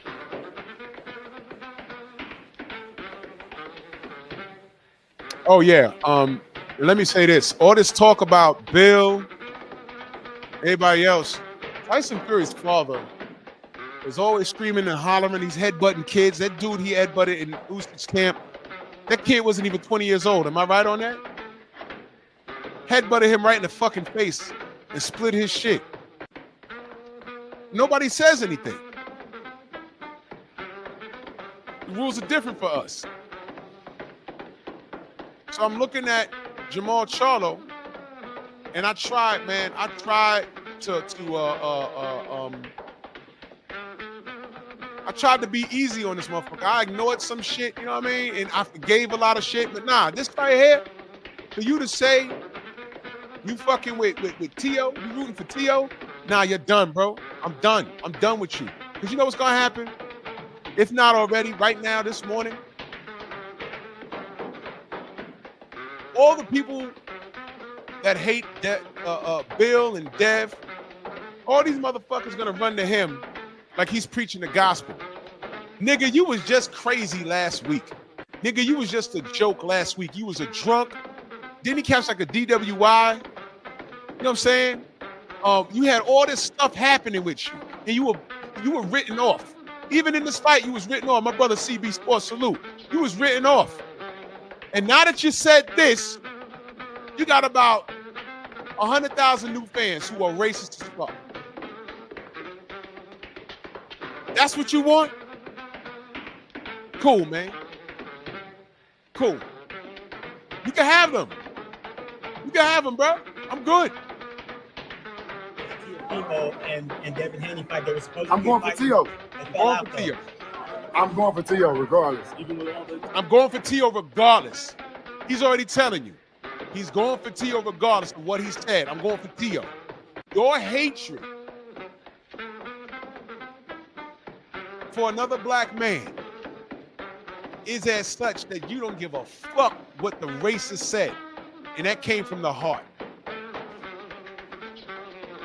You feel me? I don't fuck with this dude, bro. I'm done. As of yesterday, I'm done. I like Tio. I don't mind. I say racist shit all the time, man. He just justified it. I say racist shit all the time. Well, motherfucker, that's on you. The only time I say racist shit is in response. Response. F you, nigga. F you, cracker. See how that works? See how that works? He just said, Stephen X. Salute, he just said, I'm rooting for Tio regardless. And he knew where we was going with that. He knew. I say racist shit all the time. Okay, that's you, stupid. What the fuck are you doing saying racist shit? And right now, you're going to have a bunch of Latinos and whites talking about, you see, that's proof that there's no racism. Motherfucker, you just wrote him off and called him crazy last week. Shut up. Now he's speaking facts. Now he's speaking facts.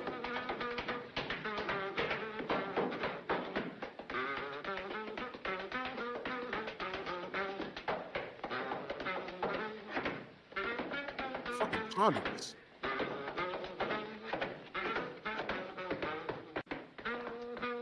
There's no coming. Y'all do understand there's no coming back from this, right? Y'all do understand there's no coming back from this. You rooting for him regardless? I say racist shit. Nigga, if you say racist shit all the time, that's your problem, man. Yes, Carter C, he does. DHP, that's what it is. So to justify what Tio said, he threw himself under the bus. This is what you call a house nigga right here. This is the nigga. This is the nigga where you get your crew and you think it's the realest ones. And you're like, yo, we about to overthrow this plantation, and we're gonna make a run for it. I heard niggas is free above that Mason-Dixon line, and we only 50 miles out. If we overthrow this plantation and kidnap Massa and keep the dogs off us, I think we could get 50 miles up before they even realize what's going on. This nigga right here, yeah, we on that. Lines in the camp. This nigga will go right in the house and say, Massa, in about 2 days, don't leave this room now. Do not leave this room. Because them boys out there, they're talking about holding the meat hook to your throat and kidnapping you and your daughter just to keep the hounds off you. So what you need to do is go, you on call that sheriff there. And I'm going to go keep an eye on them niggas for you. Can I get the good part of the hog tonight? And he'll still get the fucking foot, the pig's feet, nigga. There's no coming back from this. I'm done with it. I tried, y'all. I tried. I really did. I'm done with both these niggas.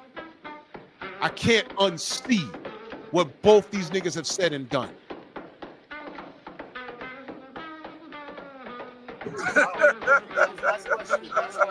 I don't mean it. I ain't racist, guys. We all say the shit. No. Don't put me in that. Don't put me in that. Who's we, nigga? We all say racist shit. No, I call it out.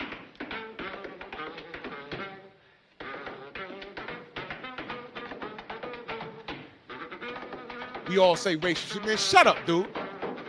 And what's bad is, for 3 years, everybody knew he was crazy.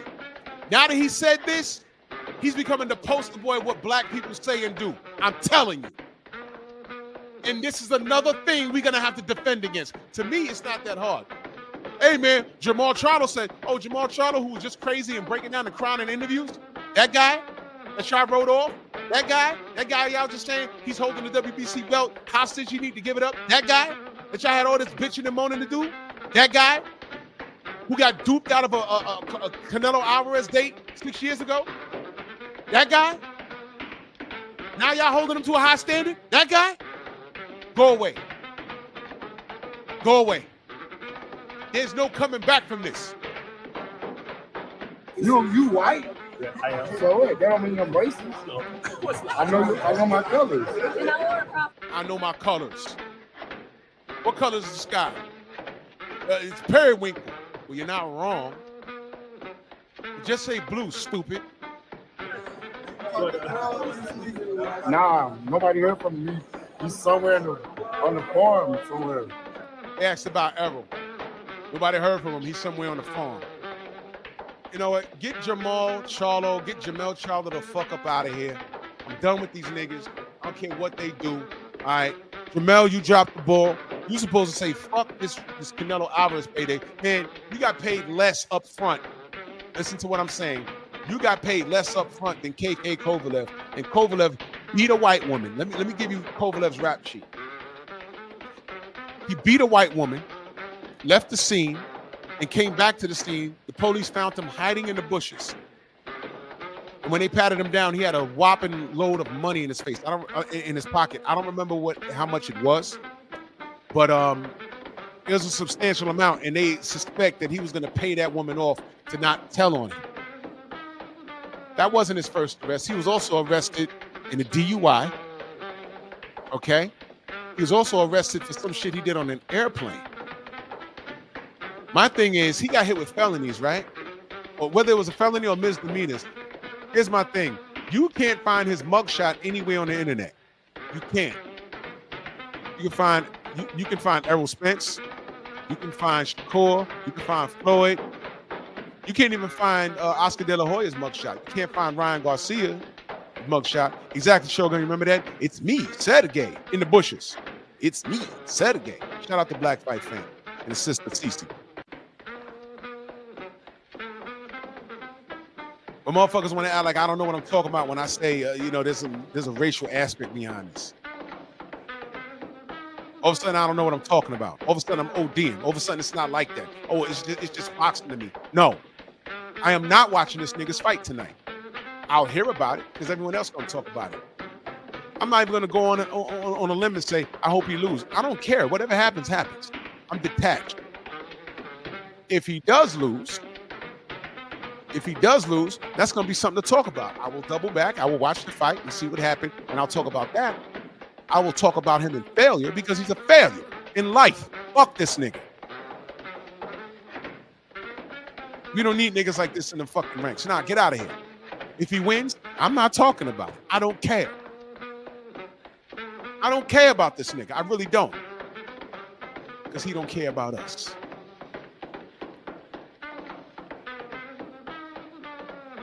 There's few niggas on this planet.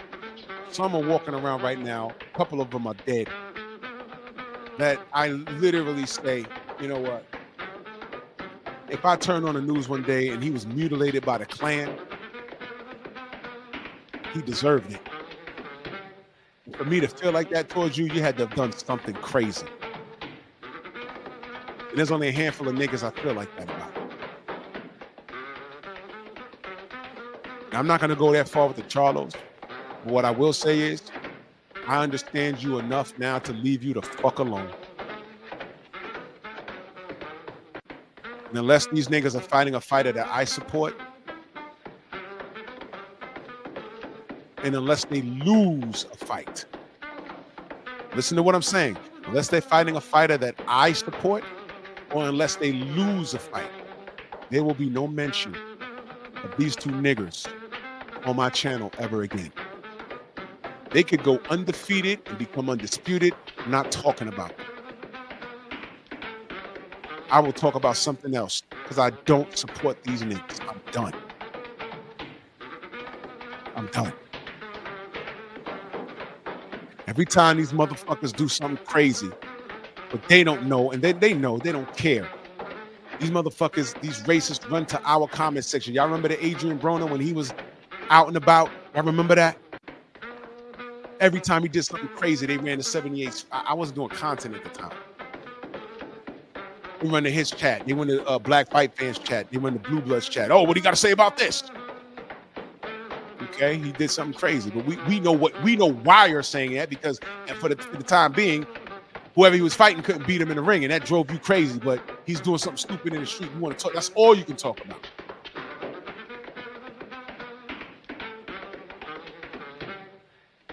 That's all you can talk about.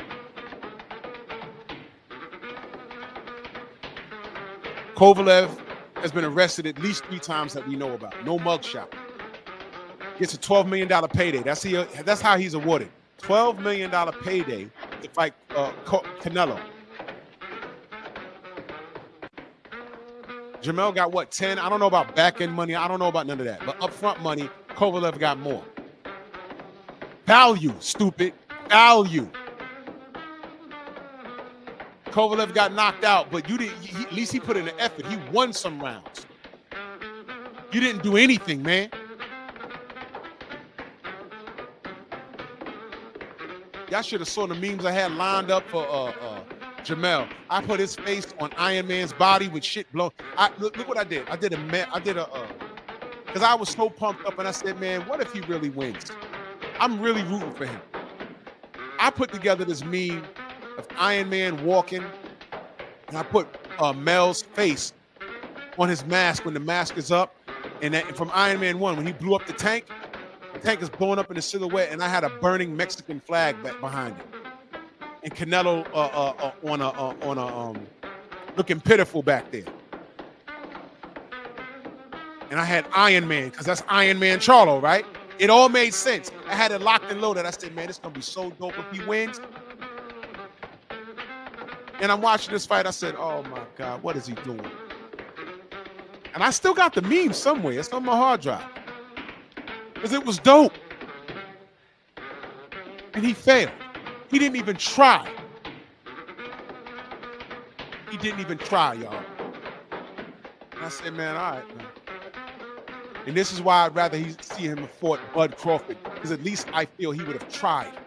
I don't think he would have won, but he would have tried, and it would have been all those brothers breaking bread. Bud, Errol, Jamel, Jamal. And then Boots came later. You don't fucking need Canelo.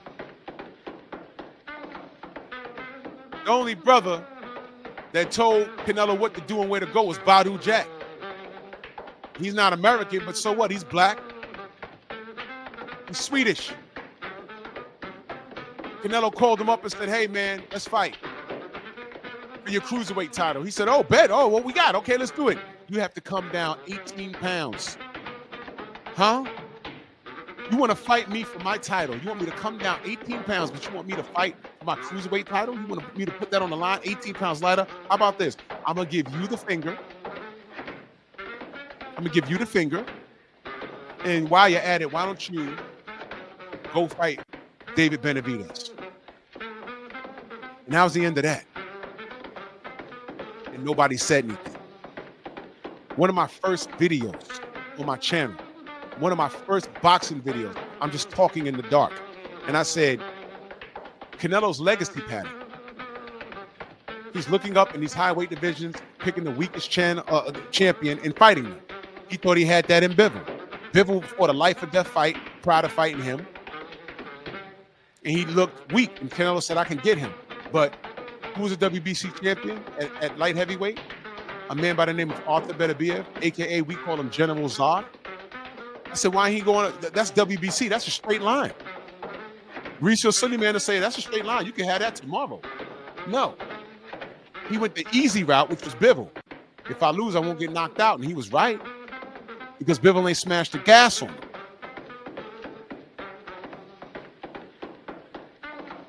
But Beterbiev would have killed him. Beterbiev would have killed Canelo. Bivol just outboxed him. Beterbiev would have killed him. And he knew that. Because he was supposed to take that fight. He went for what he thought was the path of least resistance. And he fooled himself. And then after saying, oh, I'm not fighting Triple G again, it's out my system, he loses the Bivol, goes right back down to 68. What does he do? Fight Triple G, who was a career 160. But did I lie just now? But a Canelo fan will come right in here and say I'm a hater. No, I'm telling you what he did and why it's a problem. So Jamel, people look at you and you're a clown, dude. You've lost all privileges. I am completely distracted by what you said. And it's become personal now. You don't say that about another black man. You're rooting for Tio. You don't care what he said because basically you're saying you say racist shit on it, so you're a racist. Tio's a racist. You say racist shit all the time, and Tio's a racist. So you cool with it. You rooting for Tio. You said I'm rooting for Tio regardless. That's what you said, man. All right, cool, man. You've picked a side. Stay your punk ass over there. Didn't I do a live the other week? Stay on that side of the fence. This is shit I'm talking about, y'all. 2024, there was a lot of groundwork being laid. You found out about Tio being a racist. You found out about Ryan being a racist. You found out about all that shit. 2025 is a year of action. 2026, we're going to be popping our collar. Talking about I told you so. All I'm saying, Jamal, all you Jamal, unconditional Jamal Charlo fans, if you're related to him or you in his camp, you have no choice in your mind. You do have a choice, but y'all go ahead and ride with this dude. To me, he has to go unblemished. Him and his brother got to go unblemished for the rest of their career. Because I'm not going to talk about them when they're winning. Fuck them. I'm going to talk about them when they're losing. Because you a racist, right? Because you're rooting for Teofimo regardless, right? Thank you, Coach Hudson. He ain't slapped Caleb Plant back yet. In fact, he was quite respectful when they asked him about Caleb. Yo, I got to get my lick back. Man, that dude slapped the fuck out you in Vegas. I was there. I didn't see it until I saw the video, but I was there in the vicinity. And what's up with your wives fighting in the street? Some shit happened. That's another thing. Some shit happened, and these super coon-ass niggas were talking about it. But I didn't want to put these women up there fighting their wives. Something happened in Vegas. I didn't want to report on that. You know why? I try and talk my people up. I said, man, I ain't gonna talk about them bitches rolling the street. I don't know what the fuck's going on. Y'all remember when Jamel got arrested for assaulting a woman? I did pep talk on that. You remember that? And I said, man, I don't know what the fuck's going on. Da da da da. Remember I did that? And then I had to do another video. I said, oh shit, because they played audio, and that's another thing. His man released the audio. His boy was recording him, and you hear Jamel saying, "Yeah, you know, you think you a man, so I treated you like a man." I said, "Damn." He punched Shorty in the face. It turns out it was his lady's, because I don't know if he's married, his baby mama friend. And I said, damn, there's no defending that. And I talked about him. I said, man, you can't be going around hitting on women, whatever live I did. I said, you know, look, I can't talk that up. He beating a woman. Well, surprise, surprise. You know what that friend was? Turns out that friend was a transformer.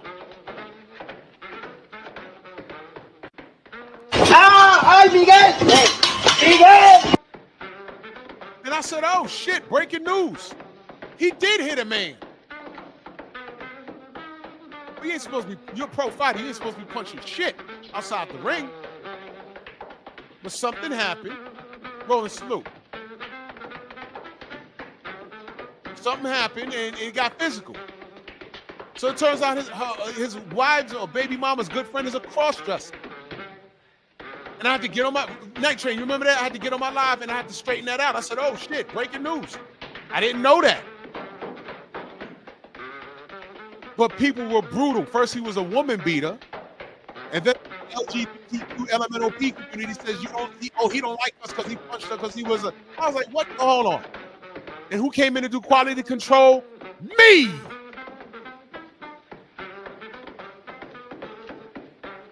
Not anymore. Hey man, for all I know, you and your baby mama and whoever. Matter of fact, let me show you something. Charlo versus Harrison Preston. I want to show you something.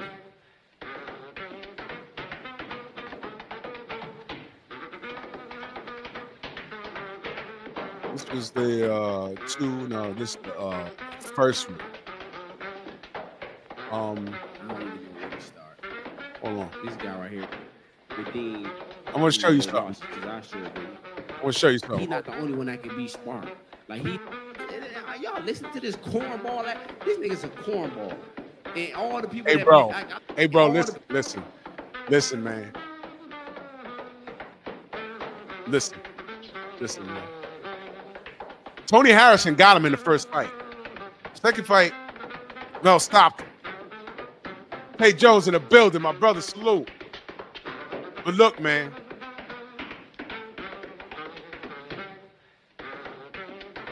Now look, man. I pay attention to mannerisms. It's just what I do. He was beyond frustrated here. But I need y'all to pay attention to his mannerisms. Pay attention. So Tony's roasting him. Fair use. People that be, I look at all the people that say, "Oh, I'm a Lions. I'm a Lions only motherfucking guy." They like this cornball. This nigga's a fucking cornball. He's a fucking cornball. You a corny motherfucker. You got on that bitch. Oh my God, I don't play games because I don't like to lose. Shut the fuck up, you fucking cornball.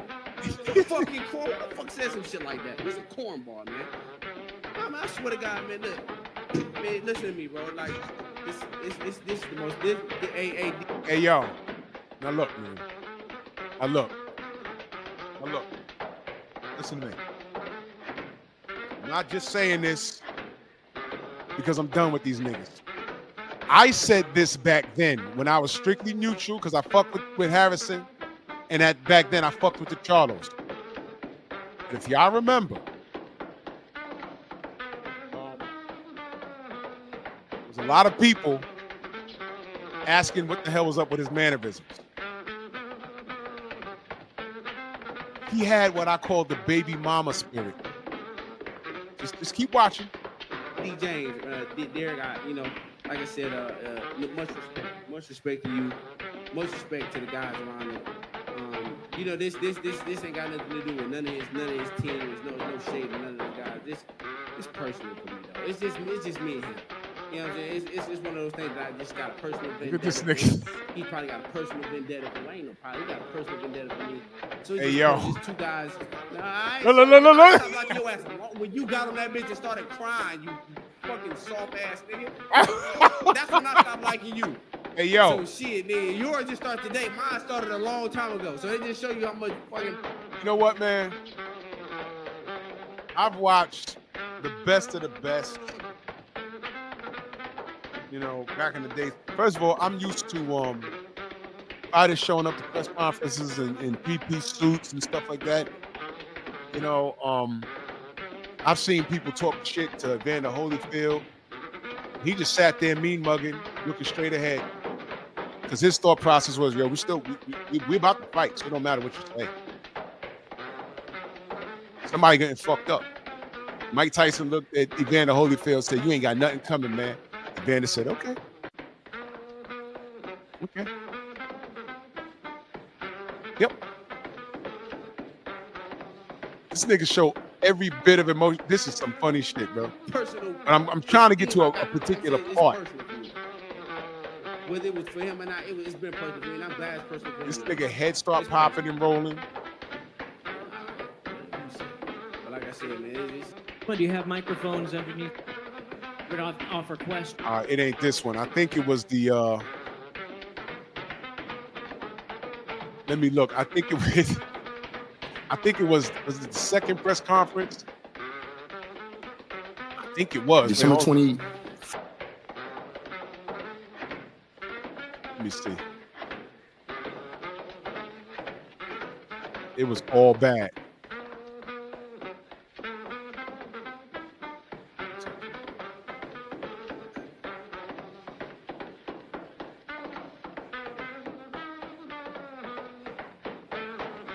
Looking for it. This nigga head start popping and rolling.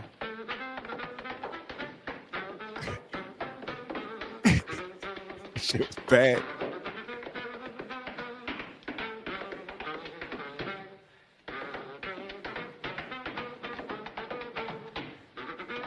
You know what? I ain't gonna.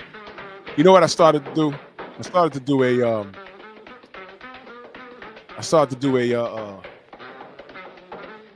It was gonna be a troll video of their most moist moments. Cause they got a few. They got a few moist moments. But you know what? I ain't even gonna go that far.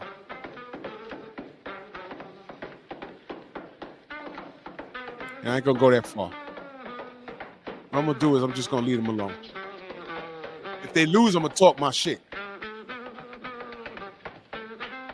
I don't give a fuck if these niggas go undefeated. The rest of their career, they clean up, they start winning belts. I'm not talking about them. If they're fighting a fighter that I give a fuck about, that's when I'll talk about it because they're involved. All right? Like I just told you, if Devin wasn't on that Riyadh season card right here in New York, I wouldn't have watched it. I don't care about Ryan. I don't care about Tio. Steve, just check your ID. Hold on 1 second. Check it.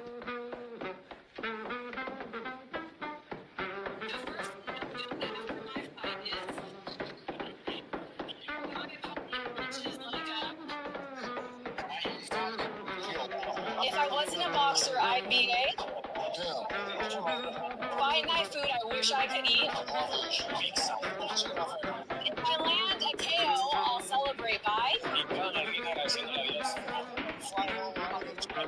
Oh, Caleb plants beer gives him what powers? Oh, you fucking homo, bro. So you can smile and laugh and joke about Caleb Plant slapping the fuck out you. But you got all that shit to say about that, man. Yo, fuck this nigga, man. I swear to God, man. I swear to God.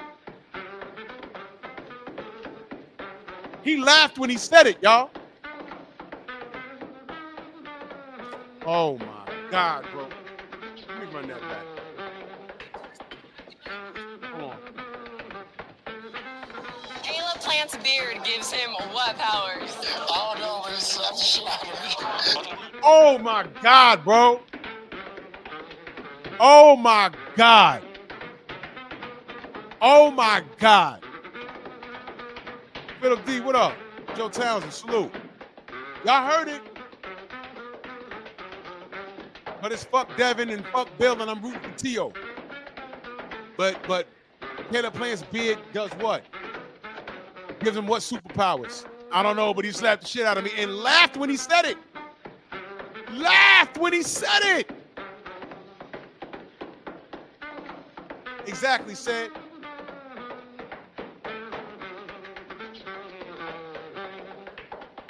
Why are you so, yo, bro? And this is what Coach Hudson say. These niggas today are so comfortable being like this. And don't get it twisted. I'm not saying that he's supposed to turn up on Caleb Plant because he's white. Like I said, I like to announce a trade. I fucks with Caleb Plant. He's a real dog.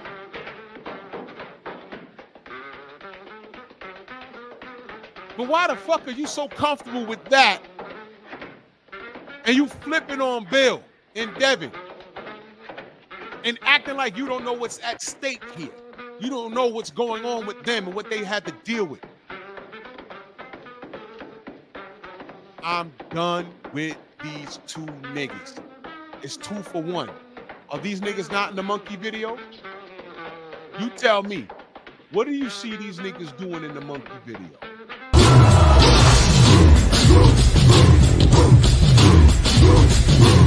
Yeah, come on!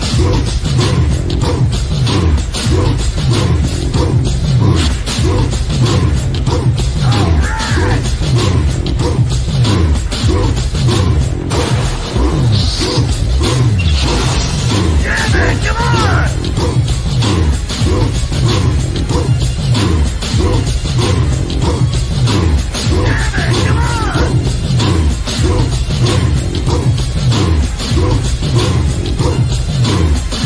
Yeah, man, come on! Yeah, man, come on!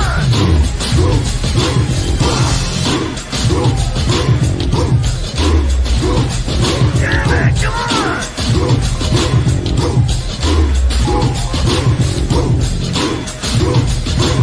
Better than that!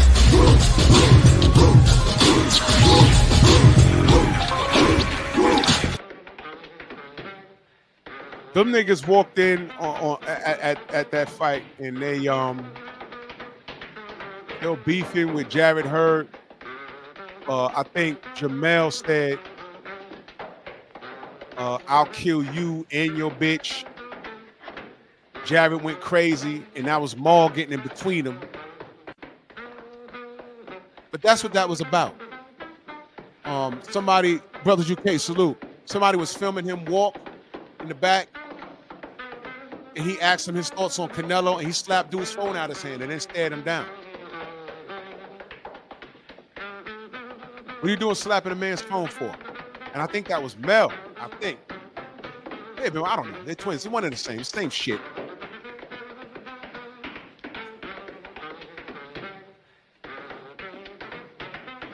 Yeah, Delano, I don't give a fuck. These guys, they're dead to me. They're absolutely dead to me. There will be no mention about these dudes when they do say, I don't give a fuck what titles they win. I don't give a fuck if one of them, if Maul ends up running it with Canelo and knocks him out. I'm not celebrating anything that they do good. I'm not. It's not going to be good because it's not in good faith. What's good for them is not good for me. Because remember what you're celebrating. Remember what he said. I'm rooting for T.O. regardless. What does T.O. represent? And then he put himself in a racist category. Because I don't rock with racists either. You see how that goes? Now, if he's fighting against a fighter that I fuck with, then I'll talk about the fight. But I'm not rooting for these niggas ever. That's over. Good luck in life. Make the bread. Do whatever it is you do. Stay the fuck away from me. I'm good on y'all. I'm good on the Charlos. Whatever his fan base is, I'm done, bro. I'm done. Because they're done. Yo, James, salute. Because they're done. Fuck them. Real spill. Drew, you fuck with the Charlos? No. Absolutely not. Why?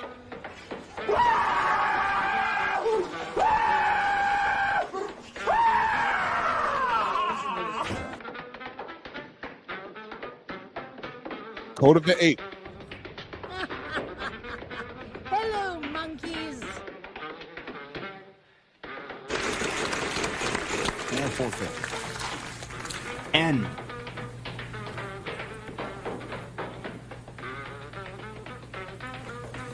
No N. Brandy.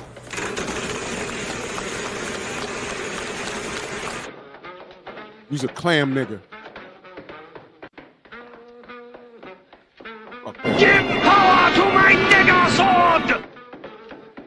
Salute to everybody. The Venmo, the Zelda, Cash App, the Super Chat. Fuck these monkeys. Monkey! I'm dead ass in my bag. This is an attack, a full-blown attack.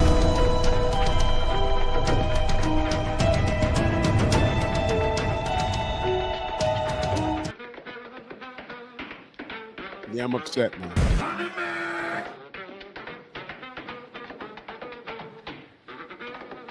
Shout out to Team Bomb Squad.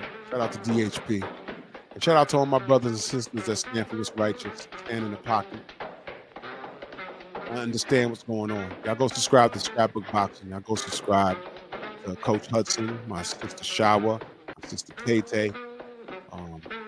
Everybody that stands in the pocket for what's righteous. And if you're not, if you disagree with everything that I say, is cool. You're entitled to that. All I'm asking you to do is leave me alone. Just stay away from me. That's all. Don't come to my channel. You can unsub if you disagree. It's cool. You're entitled to that. But I've been at a point in my life where I understand what's going on, and I just don't need cats like you around me. It's that simple. So y'all salute. Salute to all of y'all. Y'all be good. Y'all stay blessed. Y'all be careful. Enjoy the rest of your Saturday. Thank you for rocking with me for 3.5 hours. I didn't even know I was going to be on this long. I was like, I'm going to be on for an hour. I got shit to do. But whatever, man. This was important. So farewell to these nappy-headed niggas. And may the monkeys be with you. Bronx on deck. Move! Why are you gay? Who says I'm gay? You are gay. Can I ask you what's going on? Can I ask you what's going on? Can I ask you what's going on? Can I ask you what's going on? Can I ask you what's going on? Can I ask you what's going on? Can I ask you what's going on? Can I ask you what's going on? Can I ask you what's going on? Can I ask you what's going on?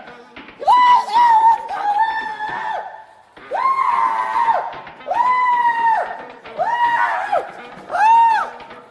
I ask you what's going on? All my troubles come more nigga. Yeah, it makes me mad. Why you niggas are so against somebody for you? How much longer do you think your It mom makes me so mad. And long enough to beat your ass if you fuck up. That's right. You might not get out of the stadium tonight. You gotta be cool because you've been watched.